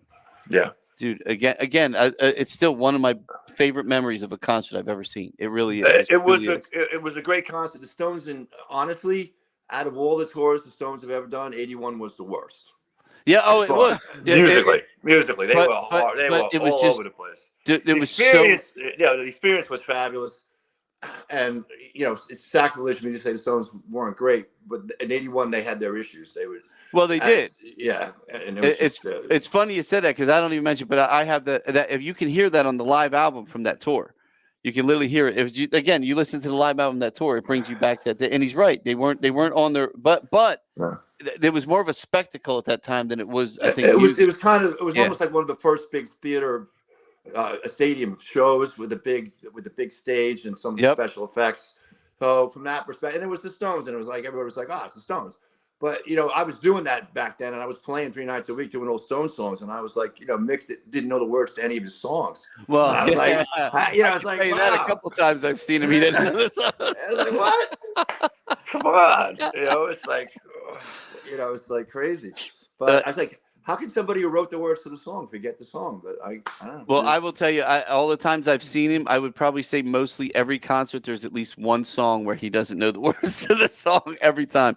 But to me, that was just Mick Jagger. That's just Mick Jagger. No, he was. He can do whatever the hell he wants. Exactly. Yeah, but he's right, and I think again, I'll go back to that because they had this big like back in the 80s, the colors were so they had this big thing that went around. But then again, he was in the cherry picker. They had all the effects, things that nobody was doing. And now all of a sudden it became this big. And you're right, it was a spectacle that I think everyone loved about it. I just remember the front of the newspaper the next day, 90,000, paid tribute to the Stones, and you're like, holy shit, there was 90,000. JFK was a special place. Yeah, it was. And that's something like you don't see a lot of places like that. Hollywood Bowl was another one that had. Yep. What was that, like 70, 80,000? Not Hollywood Bowl, Rose Bowl. A couple other places that were like that. There's real big places that they would do shows at, and I think with the floor, wasn't it like 120,000? With the floor, I think. But it held a lot. It held a lot. Yeah, but their stage was huge. Yeah, the stage left dropped off 20,000 seats at least. Yeah, at least. Which is insane to think. I mean, that's like the stage was huge. The economics of cutting out 20,000 tickets. Yep. But so I got to say though, 78. You have to be the longest Stones tribute out there. Is there anybody else that's been doing it? There's a band out of Canada. I think he's been doing as long as I have. They were. I don't know if it was 78. There was a band out of Canada called the Blushing Brides that was around when I started doing it, and I've seen them around in different places occasionally. Are they still? They're still around now? I think so, but I haven't heard. That was 2 years ago when I heard that. So yeah.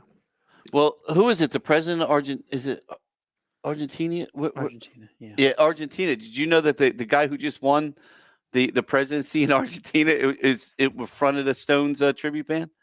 No, I didn't.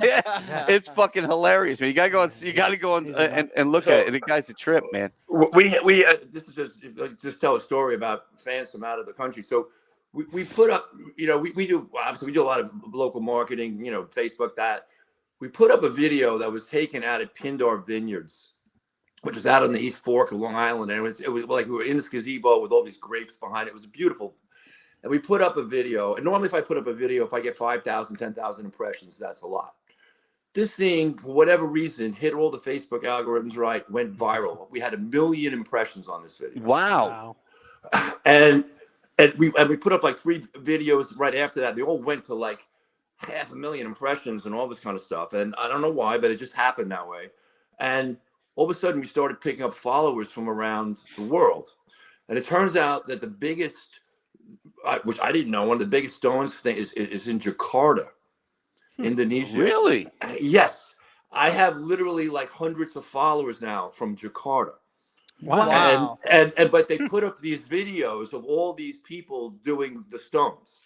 Like there's like 30 tribute bands in like a 4-mile area of Jakarta. It's like crazy. Wow. And they're all like, and we have a community site and they put up these videos and it's like, oh boy, so eventually I had to go, enough. All right. But it's just, it's crazy. They're crazy. They wanted us to fly to Jakarta, to play there. I was like, yeah, no. Yeah, well, you know what? Hey, money talks, right? Yeah, I don't think. Yeah, right, exactly. If you're going to do a gig that's basically a week out of your time, that's crazy. So, whoops, So- sorry about that. So You might how not many- come back with a kidney So either. how many of the original members are in the band still? That started, j- like, say, from the 70s. Just the drummer. Okay, so you and the Yeah. drummer are original. Original, yeah. The rest of the guys different, different age, different. The guy does keep the band about over 10 years now. Oh, okay. I had a guy that was the original member, and he passed away, unfortunately. But he took the Keith part of it too seriously. So unfortunately, And somehow Keith is still going. who would have thunk it? Yeah, it's like wow, yeah. So Yeah. I'll never forget when Out he of all was the in people. when he was in the Johnny Depp movie there with the Pirates of the Caribbean. Oh yeah. And people were like, yeah, they didn't do any makeup on it, man. It's just I literally. Yeah. feel like that guy is well well, seasoned. Johnny Depp wrote that he based his character on Keith Richards. Oh, Yes. I didn't know that. Yeah, Really? yeah. Keith Richards was the influence for Captain John Sparrow. Oh my God, that's hilarious. Well, so that makes sense of him being his father, then, Yeah. right? Absolutely. Yeah. Absolutely. And you know what? It's funny because Casey writes down some questions, and I thought this was kind of cool. It's like, so you've been in this tribute band thing for a long time. How has it changed over the years? How have you seen like the change in what's going on in that realm of musicians and music? Are you relating it to the musicians, or are you relating it to Just the tribute audience? acts. Yeah, the audiences, the bands. I mean, there's so many acts out there now. So, well, first of all, obviously, I've been doing it since '78, so the audience has gotten a lot older. Back then, back then, if you remember you played in clubs in the '70s. The drinking age was 18, and you didn't have photo ID. So, you started going to bars when you were 16. Yeah. And that's what. So it was. I think I started playing in bars when I was 14. So very different. It was kids. Now it's what's it like now? Obviously, it's an older crowd. Although it's interesting, we do get a lot of younger people because the music is that good. And when they get turned on to it, they just go, like wow. And what are you we- playing up to, music wise? I mean, are you playing any of the stuff off like the newer albums, or where's the music? Like, what are the eras you're playing? We pretty much play everything. We start from the beginning, and we do stuff off the new album too. Oh, okay. We're doing "Angry," which is the single. Angry is great. Yeah, it's a great tune. And I have to tell you, so I'm a reasonable expert at this since I've been singing Mick Jagger for over 42 years, and I have sung every song pretty much, at least once, but a million times that he's ever sung. The new song "Angry" is the most difficult song I've ever had to sing that he sings, with the exception of "Rocks Off" from Exile on Main Street. Oh, great album. Great album, and that's him. His voice at its highest pitch, very very difficult to replicate. That's why he never replicated it live either. Yeah. But "Angry," when I first heard the song, great song. And I'm singing it, and I'm going, "Holy crap! This is a difficult song." Between the sustaining the notes the way he does through the whole song is absolutely a tiring thing on your voice. And for him to do that at 80, holy crap! Yeah. I mean, It's come insane. on. 80, and doesn't he have like a 3-year-old kid? Yeah. Yeah, he does. Well, let me ask you this: though. You're Among talking others. Exile, another great album. What's your favorite Stones album? I mean, I'll give you mine right off the bat. Mine's a tie between "Some Girls" and "Black and Blue." I mean, two of my favorite Stones albums. Look, my top three: Beggars Banquet, Sticky Fingers, and Exile on Main Street. Those are the Beggars three. Banquet's another Fingers, great album. That Yeah. cover, that's just that cover. I always love that cover. Of that album. Those are probably, and everybody pretty much recognizes the top three Stones albums. Yep. In a row. I mean, look, I'm not.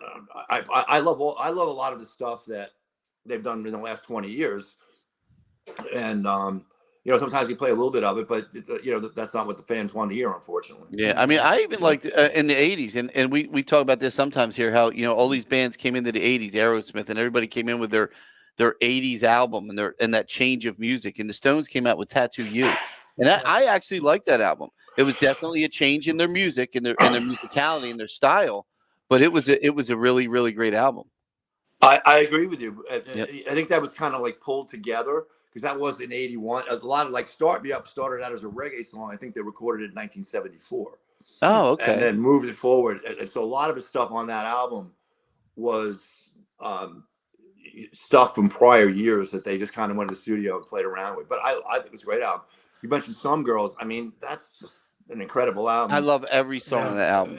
You know, if you think about it, this was 1976, 2077. So the Stones put out an album, they got punk. Stones put out an album, and they got disco. Yep. Stones put out a blue, and then they got Beast of Burden, which is kind of like a bluesy kind of thing. And let's throw in a country tune too with "Far Away Eyes." Yeah, Like, Far what? Away. You What a think- great But song, think though, man. Just think about the range that they covered. In that everything from country to disco to punk. I forgot about their disco era too. Yeah. You know, Miss You. I mean, Yeah. But Miss You's a great tune, man. I love that tune. And what was the other big one on that album? There was another big song on that Beast album. of Burden and Shattered. Shattered. That's right. Yeah. Shattered. Yeah. Shattered was on that album. And it's funny because when they first came out in the early 60s, they were almost They were blues. They're You like a couldn't even blues say band. a carbon copy of the Beatles. Though there was so much stuff that the Stones did that sounded almost replicable to the Beatles. Like the two ran side. You had your Beatles fans and then you had your Stones fans. But a lot of the early Stones stuff sounded so different than what they came to be known as later Yeah. on. I always thought the Beatles sounded more like the Stones. To be honest with you, I did. I never liked the Beatles. So, Like I say, you always I had want to the hold your fans. fucking hand compared to what the Stones were putting out. Come on, man. That's Taylor Swift music again. I want to hold your hand. Come on, get the fuck out of here. Fucking Beatles. Beatles got good when they found drugs. The second they got on acid, they got good. Sgt. Pepper, all that shit. That's when the Beatles got good to me. It's true. But the Stones were just always great. It's And funny, I love the Stones, man. Sticky Fingers was Pierre's vinyl cut today. Was it really? Yeah, I love Another he was doing the Fingers, zipper man. live on air. And that's the from the cool thing cover. about the Stones too. When you go to Some Girls, you go to Sticky Fingers. They were doing that was a big thing. Remember back in the late '70s, early '80s was album covers. You know, Yes. Speaking of Sticky Yep. Fingers, speaking of album covers, here's a trivia question. It's perfect timing for it. Who came up with the idea for the artwork on the 1971 album Sticky Fingers? Andy Warhol, right? Andy Warhol, yeah. No. No? Sorry. No. Andy Warhol. No. You can Google it right now. I forget the kid. It was a college student that Jagger paid like $50 or $500 something to do that. See, I always heard Andy Warhol too. Nope. I'm not. It's a fallacy. Look it up. Really? Google it right now. If you don't trust me. He stole that from this poor kid. Yeah. No, that's he paid the kid. No, I'm And talking I about think- Andy Warhol stole that because I heard that too somewhere. Well, Yeah. Andy Warhol painted it and kind of made it the icon Okay. in his painting, but a lot of people think that, but it's not Andy. Oh. It's some college kid. In fact, I just read an article about him like a month ago. Craig that's Braun. in there. Craig that it? Braun. Yeah. Routinely lauded as one of the greatest record covers ever. And while Warhol was its instigator, it was actually designed by Craig Braun, who also worked on Joe Cocker's Mad Dogs. Oh wow, awesome! See that you learned a little something. You were a true Stones fan because There you go. He corrected me right off the bat with that one. You know what? Honestly, Sorry. you look at the Some Girls album. That's a very Warhol-esque looking album too. You know, and if I don't know if you remember that album when it first came out, it had like Marilyn Monroe. I have it. And I have a copy of the original too, but it had Marilyn Monroe and a bunch of other people in the windows. And then they sued them and said, "Fuck, you can't put our pictures." Yep. So they re-released it with their pictures in the windows. Yeah, it was really cool. I have that original album too. Here's another trivia question for you. What size waist? Think about this as a guy. What size waist does Mick Jagger No, have? it's got to be like a 24. 28.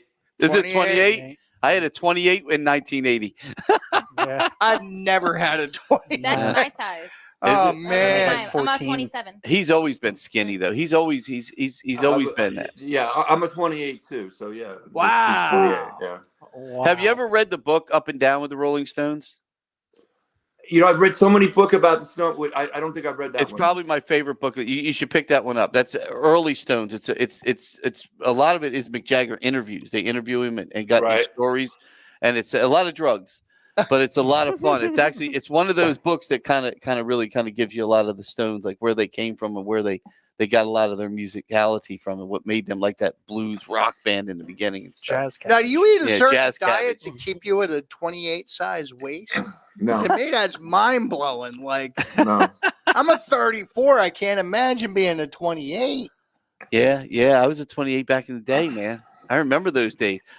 He is a skinny fucker though, man. Pants He are a really lot is, man. cheaper if you're a 28. Yeah. But you know what's funny about Mick? Now, do you do the moves? Do you do the whole Mick Jagger experience? Because that's the other thing about Jagger, man. Oh yeah. The way again moves like Jagger. You know that guy. There's something about him, man. It's just he's got charisma on stage. Yeah. And he delivers. And like you said, even if he doesn't remember the lyrics, even if he doesn't remember that, I remember. I forget what song it was. He pulled out that Ovation guitar back in the days and played, and I'm like, he's not even playing the right chords. Mm-hmm. You know what I mean? But nobody cared because Even though it was he's 80 Mick years Jagger. old, It's Mick he's Jagger. still Yep. doing it. Yeah, he's still making the moves. Yeah. Can you imagine when he gets in a walker and he starts doing it? That's gonna be hilarious. It's going to be a new shtick, and people. Well, will love it. when he slowed down a bit, but what I saw in the last 18 or 19, whatever year that was, he has moved out, but he's still doing 5 miles a show. Yeah. Oh, really? Yeah, Wow. it's 5 miles. When you go back and forth and up and down the ramps, Well, yeah, It's- true. you know, Yeah. it's over 5 miles, and he works out like a maniac. I mean, I'll be honest with you. The last person in that band I thought would have passed away first would be Charlie. Yeah. Yeah. Literally, the last person. I mean, when you Yeah. see pictures of the Stones over the last 10 years, they're all dressed like the 70s, except Charlie. Yeah. He's in khakis and a sweater. Yep. You know what I mean? Of all the people, I would have thought he would have been the one that outlasted everyone else in the band. You know, Yeah. it's a shame Yeah, because unfortunately, we got Keith, and he's going to last forever. Keith will That never guy, die. I mean, He will literally, never he's going die. to outlive us all. So a band. But by the way, speaking of Charlie, we were talking about the new album Hackney Diamonds, and my favorite song on that record is called "Live by the Sword." Mm-hmm. And if you haven't heard it, you should check it out. And Charlie's on the drums on that song. Yep. Mm-hmm. Yep. And he, you can tell it's Charlie. You can always tell Yeah, it's Charlie. yeah. And also Elton John's on piano, and he kills it too on piano. Great fucking song. Oh Check it yeah, out. I was a big Charlie fan. I just like the fact that here's this enormous stage and here's this guy with a fucking 3-piece kit. You know what I mean? It's like but he made it sound, again like the biggest drum kit you could possibly ever imagine. I mean, the man knew how to play unlike anybody else. I mean, One of the I best miss. pocket I miss. drums. Now they were about to go on tour, if you remember, right before COVID. Actually, the Stones were going on tour. I think COVID screwed that up, and then they were going to go on tour again, and then Charlie passing away kind of, put a damper Yeah. on that. So you're going to be playing under some of their lights. So some of the lights that we have on our stage, we bought off of their tour that was Oh, wow. canceled. Yeah, the tour that was canceled out of that was coming out of New York. Actually, they were coming out of New York for that tour, and COVID hit. They didn't know what to do with the lights. They put them up for sale, and we bought a bunch of them. So Oh wow, cool. yeah, it's That's a shame because it's like again, I love the Stones, and I was really like for me, Charlie was that guy. He was and It's losing not. him- It's. There's a difference, even with the new guy Steve. Whatever. Yeah. His name, there is a difference. This is just my opinion, and I have no fact to base this up, and that is, the Stones no longer play Brown Sugar live. yes, They say it's for all of a sudden now they've got a political conscience because the words are obviously, not necessarily flattering. I personally think they will never play that song without Charlie because Charlie was that song. Oh, I agree with that. I think you're absolutely right. I agree 100%. Yeah, he was that song. He made that song swing like any. I remember the first time I heard that song on the radio, I was like, I couldn't believe it. And it's just you don't realize it because that just slightly behind the downbeat, just Yes. get that swing to it. It's just unbelievable. Yeah, he was an amazing drummer, man. Amazing Yes. drummer. And playing again with probably one of the most limited kits you've ever seen anyone play with. But he made it That's all sound you like got, all you need. But he made it sound like a Neil Peart. You couldn't Well, put Neil Peart on did- that set and have him play. Did you go to the last tour at all? Did you see the last No, tour? that's without the only Charlie? one. That's the one I missed. Okay. Yep. All right, so they do a tribute to Charlie before the show starts, and they have Charlie playing a beat, but he's only playing a beat, nothing, just a beat. Well, so you're just sitting in the pocket, and it goes on for like 2 minutes. He doesn't move his off the hi-hat, doesn't hit a tom, doesn't do anything. He just plays the beat. And that's basically the Stones saying, that's what Charlie. Yeah. That's it. He was just he was the not metronome. flashy. Yeah, Not flashy, but just kept the time and the rhythm of the band. The Stones, when it comes to everything, you take everything away. Fundamentally, it's a rhythm. Yes. That's what the Stones are. That makes what you make people want to dance for almost every song that they do. Yeah, he was a living metronome. Yeah, and then you build on that with you got Jackie's vocals and the really incredible, unusual stuff that Keith has done and still does. You just build on that foundation. Yeah, that's true. I never even thought about that. And that's what makes great rock and roll. I mean, that's the essence of rock and roll. Again, for me, I still love everything from Tattoo You back is all my favorites. Now the newer stuff, I like it. It is, but I am such a fan. Again, Exile on Main Street. It's first of all the cover. I was a big album cover guy. I loved album covers back in the day, and that was one of my favorite covers. But it was just such a great album, and it's like and that's what I loved about. Again, that's why I love the Doors so much. You know what I mean? I love that musicality. Again, you got another great drummer in that band who played a very limited kit. Yep. You know, that's music has changed, man. Yeah. And it's just I don't think even as the bands progress and they do new albums, I mean, you're just never going to get that sound. And I really got to listen a little bit more to the new album. I only listened to it once all the way through, to be honest with you, and I've heard Angry several times on the radio. So I really got to listen to that album again before you come, so I can get a little grasp of where they are now too. It's impressive at 80 years old that's what they put. I mean, that album stands up with anything they've released in the past 25 years. And at that age, it's impressive. Yeah. Well, again, we have Glenn Hughes coming back now for his 4th time here. Glenn Hughes is now in his 70s, and I will tell you, Glenn Hughes sounds like he was in his 20s. I don't know if you're look at him. Look at that again. That's the epitome of rock and roll. He's still wearing the clothes. He's still playing the bass like he did back in the day. He still is rock and roll. I mean, when he was inducted into the Hall of Fame as the voice of rock and roll, he deserved it. I mean, he's truly. But we just had Styx here too, the actual Styx band, in house. Was it Tommy Shaw or the Dennis DeYoung band? Well, no, Tommy Shaw. So it was Styx. Yeah. So they came here just to rehearse. They rehearsed for their tour here. They're on tour with Foreigner, and Tommy Shaw is another one who still sounds like he did. Yeah, he's incredible. He's I liked all the Tommy Shaw Styx stuff. So I was not a Dennis DeYoung fan. Yeah, but I liked the band he had after when he left Styx. What was that band? Oh God, it had Ted Nugent in it. And, I forgot about that. I know exactly. Yeah. I forgot about that band. Yeah, they had that. One or two. They had some really good stuff. Yep. I mean, he had a couple of decent solo albums. He just never really cracked it up after that, So, but he's a talented guy. Yeah, his one solo album I love. Damn Yankees. The Damn Yankees. That's it. Yeah, High Enough. Yeah, they were so good. So good. High Enough. Yeah, that's like a sick crazy song. But you look at people like Nelson. But you look at a Mick Jagger, you look at Tommy, you look at Glenn Hughes and all these guys that are still out there killing it, and then you go and you look at Vince Neil and these guys that can't he can't even fart on stage and make it sound good. I know. Damn Yankees. There he is. Now he's here. See, I knew he was lurking. Now he's here. Yeah. Hey, Bruce there. Bruce is saying hi to everyone. Was asking Dennis. So Stephen Desco questions earlier. He's not here. Stephen Desco is our Aussie show that we bring in-house back. Aussie. Yeah, we find the right bands, and then once we get them here and we love them, we try to bring them back because people really love them. And I don't think I think this is going to be the epitome of the best, probably one of the best Stones. I've watched your videos online, and I think, as far as I'm concerned, and a guy who owns a theater that we do a lot of tribute acts at, I'm going to tell you straight out. Probably the best Stones band I've seen. I have to just show these comments really quick. What? Really funny. Oh, jeez. Oh, Jesus. All right. Oh, my God. Anyway, but so I'm excited to have you guys, and I can't wait to see you. I can't wait to meet the rest of the band. I think it's going to be a lot of fun. So that is just so we can remind everyone, because we get a lot of viewers throughout the week here for this show. That is this Saturday. If you want to put it up, Case, it is the Rolling Stone. Oh, that's an awesome shot right there.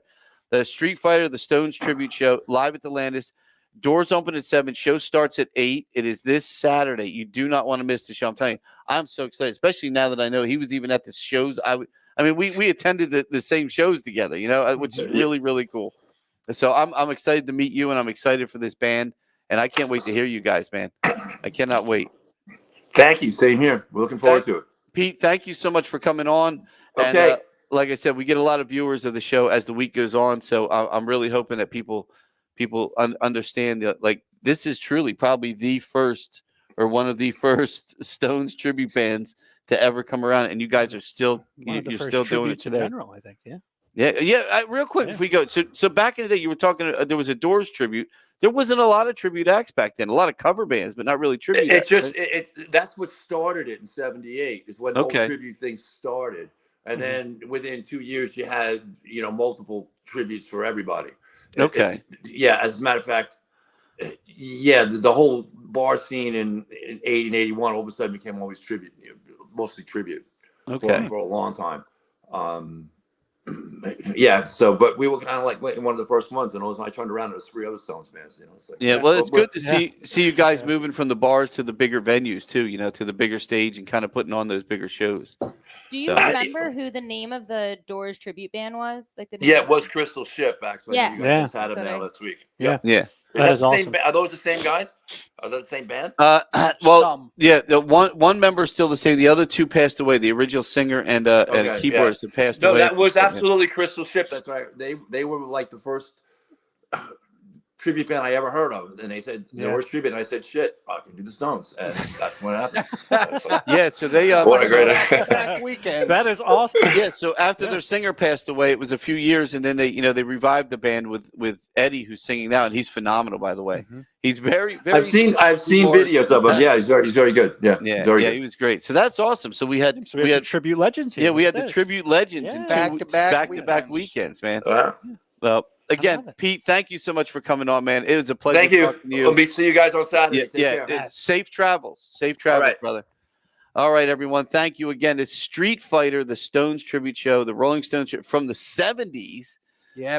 Desco hasn't been around since the 70s, playing the fucking Ozzy shit, man. He's been smoking pot since. Probably since fucking birth. I have a little sneak peek, video promo of them if you want to. Oh yeah, let's throw it up. Let's throw it up. Yeah, I can't wait. It's gonna be a good show, man. I promise. Well, she had it.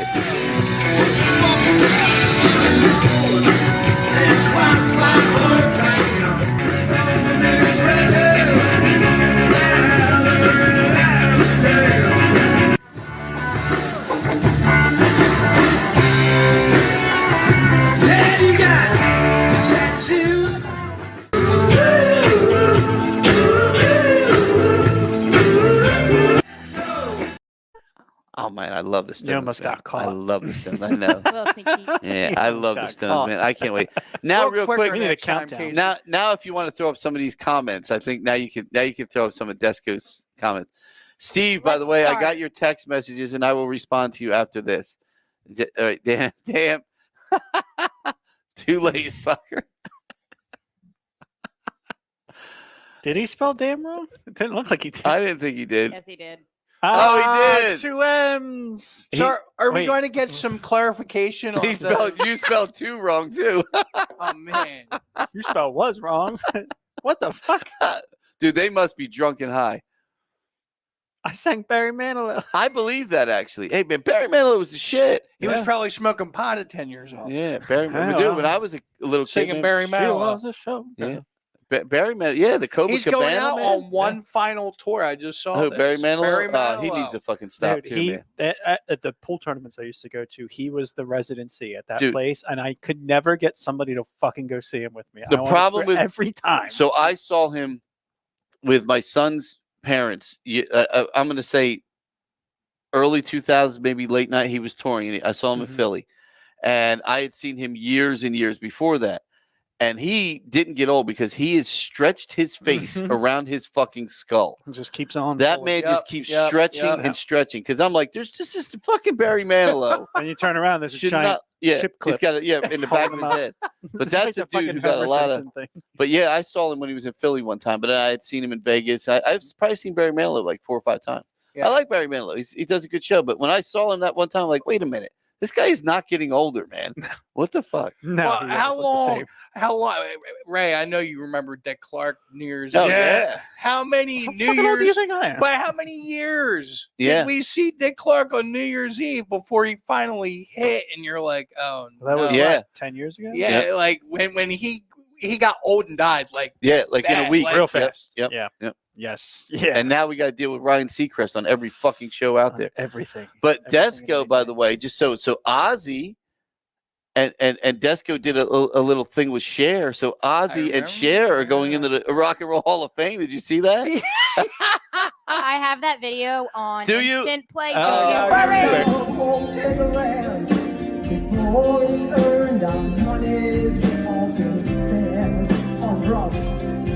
I guess that's so we don't have a pot.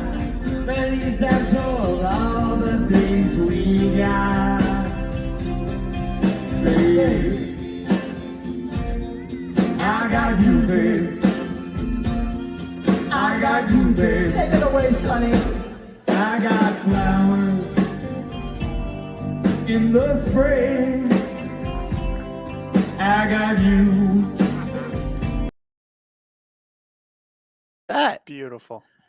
excellent. No Excellent. free advertising. Yeah, what are you doing here, Case? Giving away Did your on secret. purpose, all right? I take the damn labels off this I know. nondescript green bottle. Oh God, You're Desco, out here man, giving you that are away. you and her need to get together now. Do a show together. Well, didn't we need clarification for the Dio Ozzy or Dio Yeah, Sabbath shit. show? What is that? A night of Sabbath. but Yeah, you're what's bringing- the night of Dio Sabbath? band Can and can a you explain Sabbath that to us, Stephen Desco? Can you get on air real quick? We have 10 minutes. And can you possibly get on your phone somehow and explain to us? Can Casey text you a link? He Can you- said, "Sure thing." Can you text her a link? Or text her. I'm thinking share for some reason. He's going to be trying to use the open link. Can you get it to him, Casey? Or do you want me to text it to him? Can you send it to me? I'll send it to him. A link. A to get link Steve so Desco Steve on. can get on real quick. You're not Okay. even listening to a word we're No, saying. I thought you meant a link about the show. You were just talking about the show. No, No. a link to get him on real quick. We want him to describe what the fuck that. Yeah, night we have is. no idea what the hell he's talking about. Do we want to do a read for I sent it to you. Send it to while All we right. wait for that? Yeah, to let's happen? do that read while we're waiting for it. Yeah, Steve, I'm going to send you a link. All right, read number trace. Let me know when you're ready, Casey. You know, we should just record these. You can hit play. Yeah, All that'd right. be amazing. Upstairs at Casey Ray's events tonight, Tuesday night, we have Jimmy Graham's Comedy Roost. Sign up start at 6, and the show starts at 7. Also followed by that, directly upstairs again, karaoke with DJ Paul from 8 to 11:30 p.m. No cover charge, I believe, for either of those things here on Tuesday night. So come on up. You can sing. You can make people laugh. You can do whatever you want for free. for free. I mean, where else can you do that? You know, And let me tell you, it's actually Jimmy's thing is good.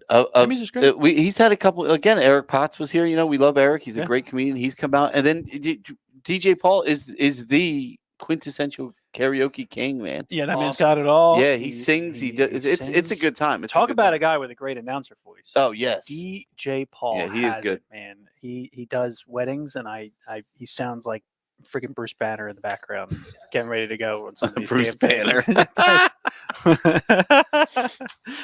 Wednesday, open mic Dynamite from 8 to 11 p.m. hosted by Dee Dee Star and Donnie Rocket. Just Donnie right now, Just though. Donnie Yep. for right and now. there is no cover charge.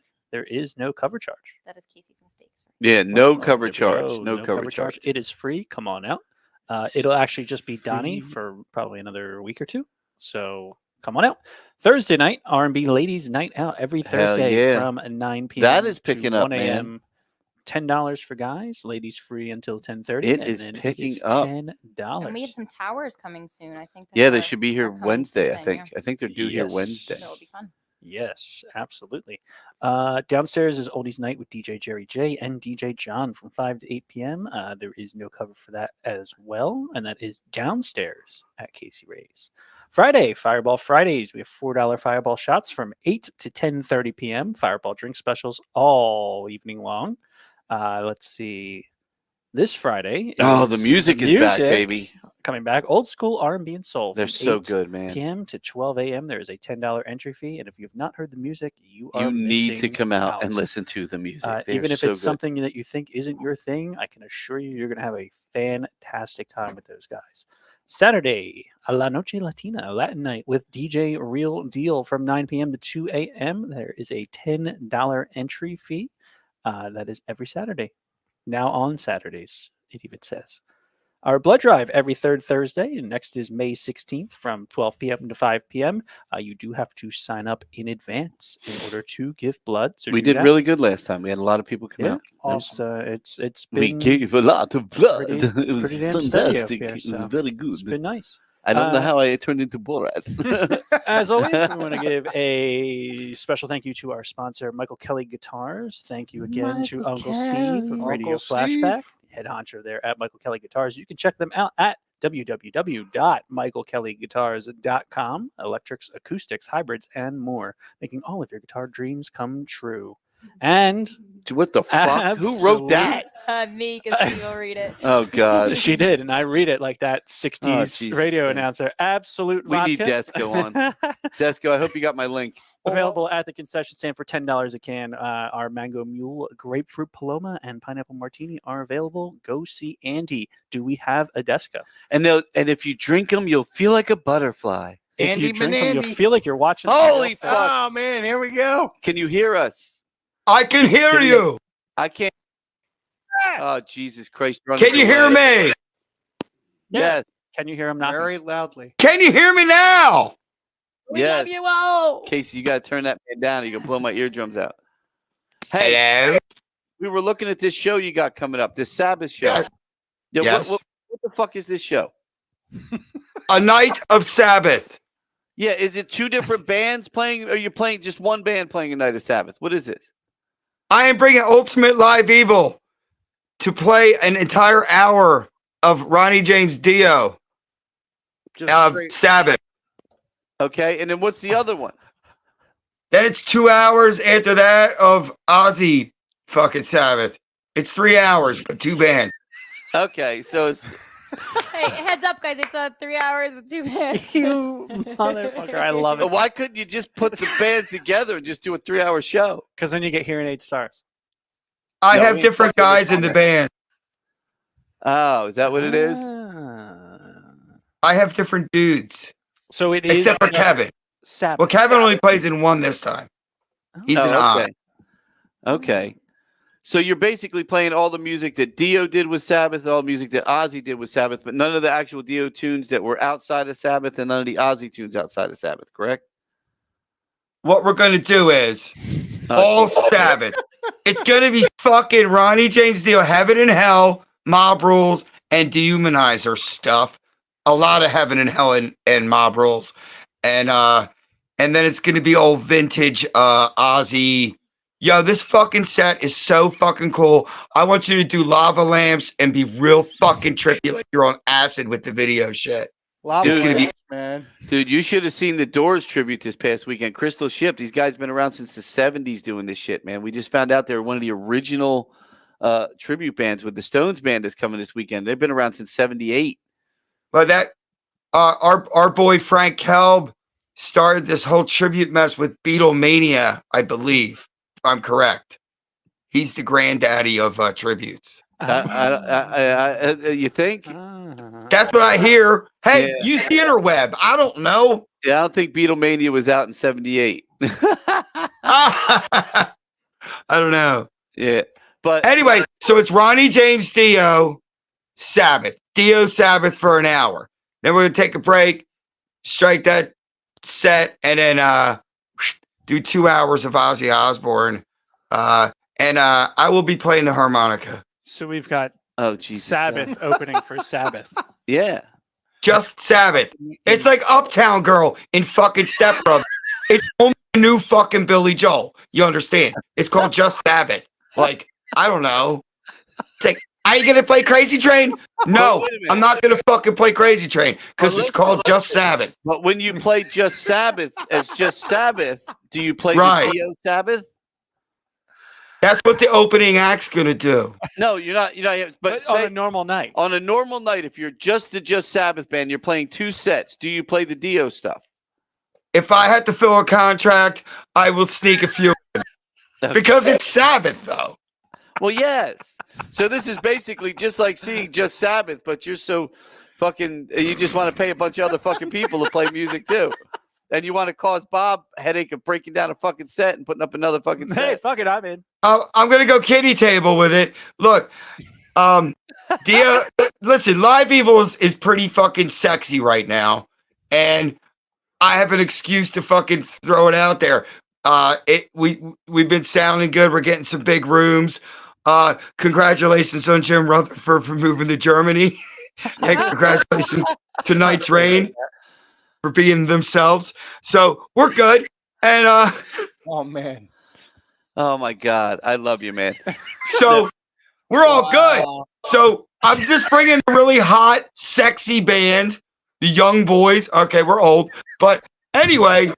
Can your wife bring some of those sexy lemon cupcakes again? Oh, it's 9:00. Yeah, we'll be coming in on the 14th with the Live Evil Boys to sit down, and maybe we won't modulate. Oh yeah, it's so much better in person. So much better in person. I'm glad I was your guinea pig and got to sound like fucking I was on a merry-go-round. That's because you stood up like a fucking train was going by. You notice everyone else sits down. You got to stand up. So all we heard was your ass. Jesus. Oh Christ, my dude, God. I'm crying. Why was it going? Why did it sound like I did a fucking whip it? Dude, that's you, man. That's just what happened. You were. You were fucking out there, man. I haven't done balloons since the It was spectrum the was smoke coming up around. from the ground. Since the that spectrum was compressing it. around. Get the fuck out of here. Look, we love you. Look, Saturday, We May love you. 18th, a night of Sabbath. A night of Sabbath. With a bunch Uptown of Girl. Dio, with a bunch of Dio Sabbath and a bunch of Ozzy Sabbath. I mean, we need yes. 2 separate bands to do this. just Sabbath. Listen, So we the have Dio 3 stuff's other bands different. doing Sabbath music. I got different dudes. Oh man, this is the Yeah, greatest. but you thing. could have just done one. But it goes to 11. Yeah, but now you're spending money on all these other guys. You could have just had one fucking band do Sabbath. Oh no! Just the first half is the Ozzy shit, the second half is the Dio shit. He's realizing it live. It's a different show. Yeah, it's gonna be a different amount of checks you gotta write too. I'm trying to save you money, man. Look, you. Oh, I'm trying to fill your theater. We More can't sexy, wait. more better. Young girl. No, We look, only man. do 80s Joel. Honestly, dude, though, probably the best Sabbath and Dio out there right now, and it's going to be. Oh, there! Look at that! Look at that! Ugh. Oh my God! So Leave a it's tender night, moment alone. It's a night of Sabbath with 2 bands. We'll be keeping the Sabbath. faith. 2 bands, 2 times the Sabbath. That's right. Only one with Sabbath in their name. More bands, more better. You should have called it Ultimate Live Sabbath for that night. That would have been amazing. Ultimate Live Sheeval. I don't know. Yeah, I like this lighting I have. I look like I should be with General Zod inside that fucking. And the glass thing, yeah, absolutely. Dear God, dude. Fuck. I'm sure they dear would have broke God. out of there a lot sooner if they had to deal with you in that fucking thing. I'd be hotboxing them bitches in there. All right, hey Steve, thanks for coming on and explaining the thing that we didn't understand, that we still don't understand, but it's okay. We're okay with it. It's Dio Sabbath, and hey, it's the 40th anniversary of Heaven and Hell. So Oh, is it? we'll be doing a bunch of that. Oh, that's cool. And we did okay. If you saw A Night of Metal, we did Holy Diver, Tarot Woman, All the Fools Sail Away. This is an entirely different hour of music. It's all the Sabbath stuff. Yeah, so it's a night of Sabbath Just Sabbath. with just But it's Sabbath. and Dio another stuff. band playing It's a Sabbath. different type of band. And CT, it's kind of different. You ever see the interview? It's same, but different, but same. But my question is, But if you different. were doing just a Just Sabbath show, do you not do any of the Dio era stuff? Not just Sabbath. But that was sometimes I'll sneak a few in as a surprise. Oh, is that what? Or if I got to fill a contract and I need songs. But if it's a contract filler, yeah. If I got to kill 8 minutes, Okay. whatever. Now, how many of those two bands? How many of those members could you use to make up One the Land band. of Oz? Okay. Whoa. Holy shit. All right, Kevin's in Land of Oz and Live Evil. There's no overlap between Ultimate Live Evil and Just Sabbath. They're completely different guys. That's a lot of checks I'm writing. That's what I said. You could have saved so much money. It's like, fuck, dude. This isn't I'm doing trying- what I wanted, dude. Hey Ray. Hey, I will take this hit to try to fill your theater up Hey, so you can appreciate it. feed your skinny fucking dogs. I can't thank you enough. And they need food, baby. They need food. All right? They ain't better than I Maybe you do. get a new can opener. I don't know. No, they eat omelets in the morning and home cooked meal at night from Casey. So Yeah. But yeah, They're- feed them shit that be farting all over the place. yeah, they don't even know what a fucking can opener is. This entire fucking show goes out to my deceased cat. I'm heartbroken. Oh, yeah. Hey, I meant to tell you. I'm sorry about that, man. I saw that. That's sad. Yeah. Sorry about that, man. Gidget. Good. That's awesome, brother. That fucking vet was like, it was like playing a lottery. So people would come out, the dogs would have lampshades, or people would come out crying that their fucking dog just died. And like, it was ridiculous. It was like, it only cost me $344, and I still had to bury it. So it was fine. But What did I pay to have the cat's leg removed that Like one time? $5,000. I paid like $5. I had a cat, and it broke its fucking leg jumping somehow. I don't know how, and the leg had to be removed. wow. And it was like $5,000 to get the fucking leg removed. And people were like, dude, I'd have done it for $50 and a pair of fucking cutters. Yo, they wanted to charge me $4,000 to $6,000 to find out what it was, and then maybe $3,500 for the MRI. I'm like, well, how much to euthanize this beautiful animal? Because I don't have. No. I would get a second car. No offense, you know. Yeah. Hey, man, And that got a cat, second that, band to do Just that Sabbath. cat had a good life, man. You gave that cat a good life, man. Yo, really I did. fed that cat by hand every Yep, morning. I used to put the treats in my mouth. It would come out and get it out of my mouth. See? I love that cat. Yeah, that cat had a good life, Yeah. man. I don't want to offend anybody. I was totally gay for that cat. You know. No, you're totally gay in real life. We know that. It's okay, though. Full ditty for Hey. that. I'm wearing fingernails, but whatever, dude. All right. Well, look, You ever see Tropic Thunder? Everyone's gay once in a while. we got to wrap this up. Steve, $20 thanks for coming on. A night of Sabbath. Yes, we can't wait for it's going to be a good show. It's May 18th, a night of two bands playing the music from one band. It's going to be amazing. It is going to be fucking amazing, and you're going to love it. and Steve, thank you Fans know again. the Have a difference. good night, brother. I'll text you a little bit later. Yes, talk later. You know, I'm so glad we could get this clarification. Yes, I will text you. I will text really- you it because I is- gotta it is answer what I some more needed. questions. It's what I needed. And a quick Oh. shout out to Isaiah dying. Pacheco. Oh, from this past oh weekend. yes. You got anything real quick for Isaiah? Oh, We I had- do. I have this little. We had thing. a really great party. Isaiah, we love you, buddy. You're part of the family here. Congratulations on another Super Bowl win, another Super Bowl ring, and man, maybe we can do 3 in a row. I'd be real happy, man. That'd be pretty insane. I just don't know if That would I be don't know if crazy. that quarterback I is got up this to little it. tidbit right here.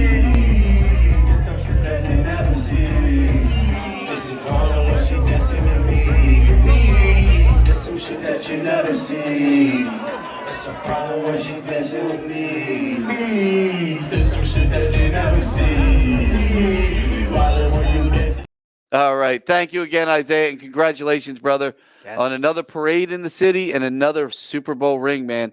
We love you, buddy. And real quick, exactly. Desire, thank you again, Kevin, for coming in.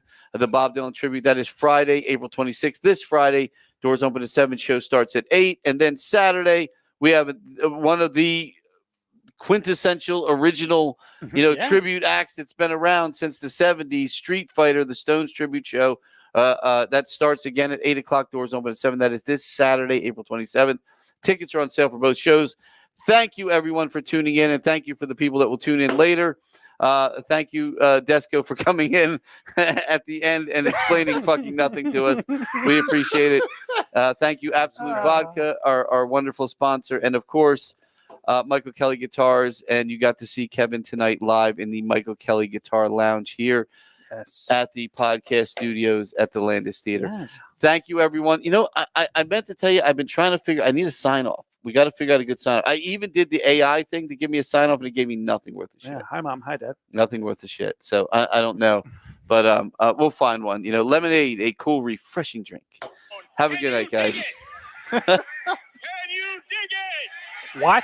Can you dig it? Dude, that was the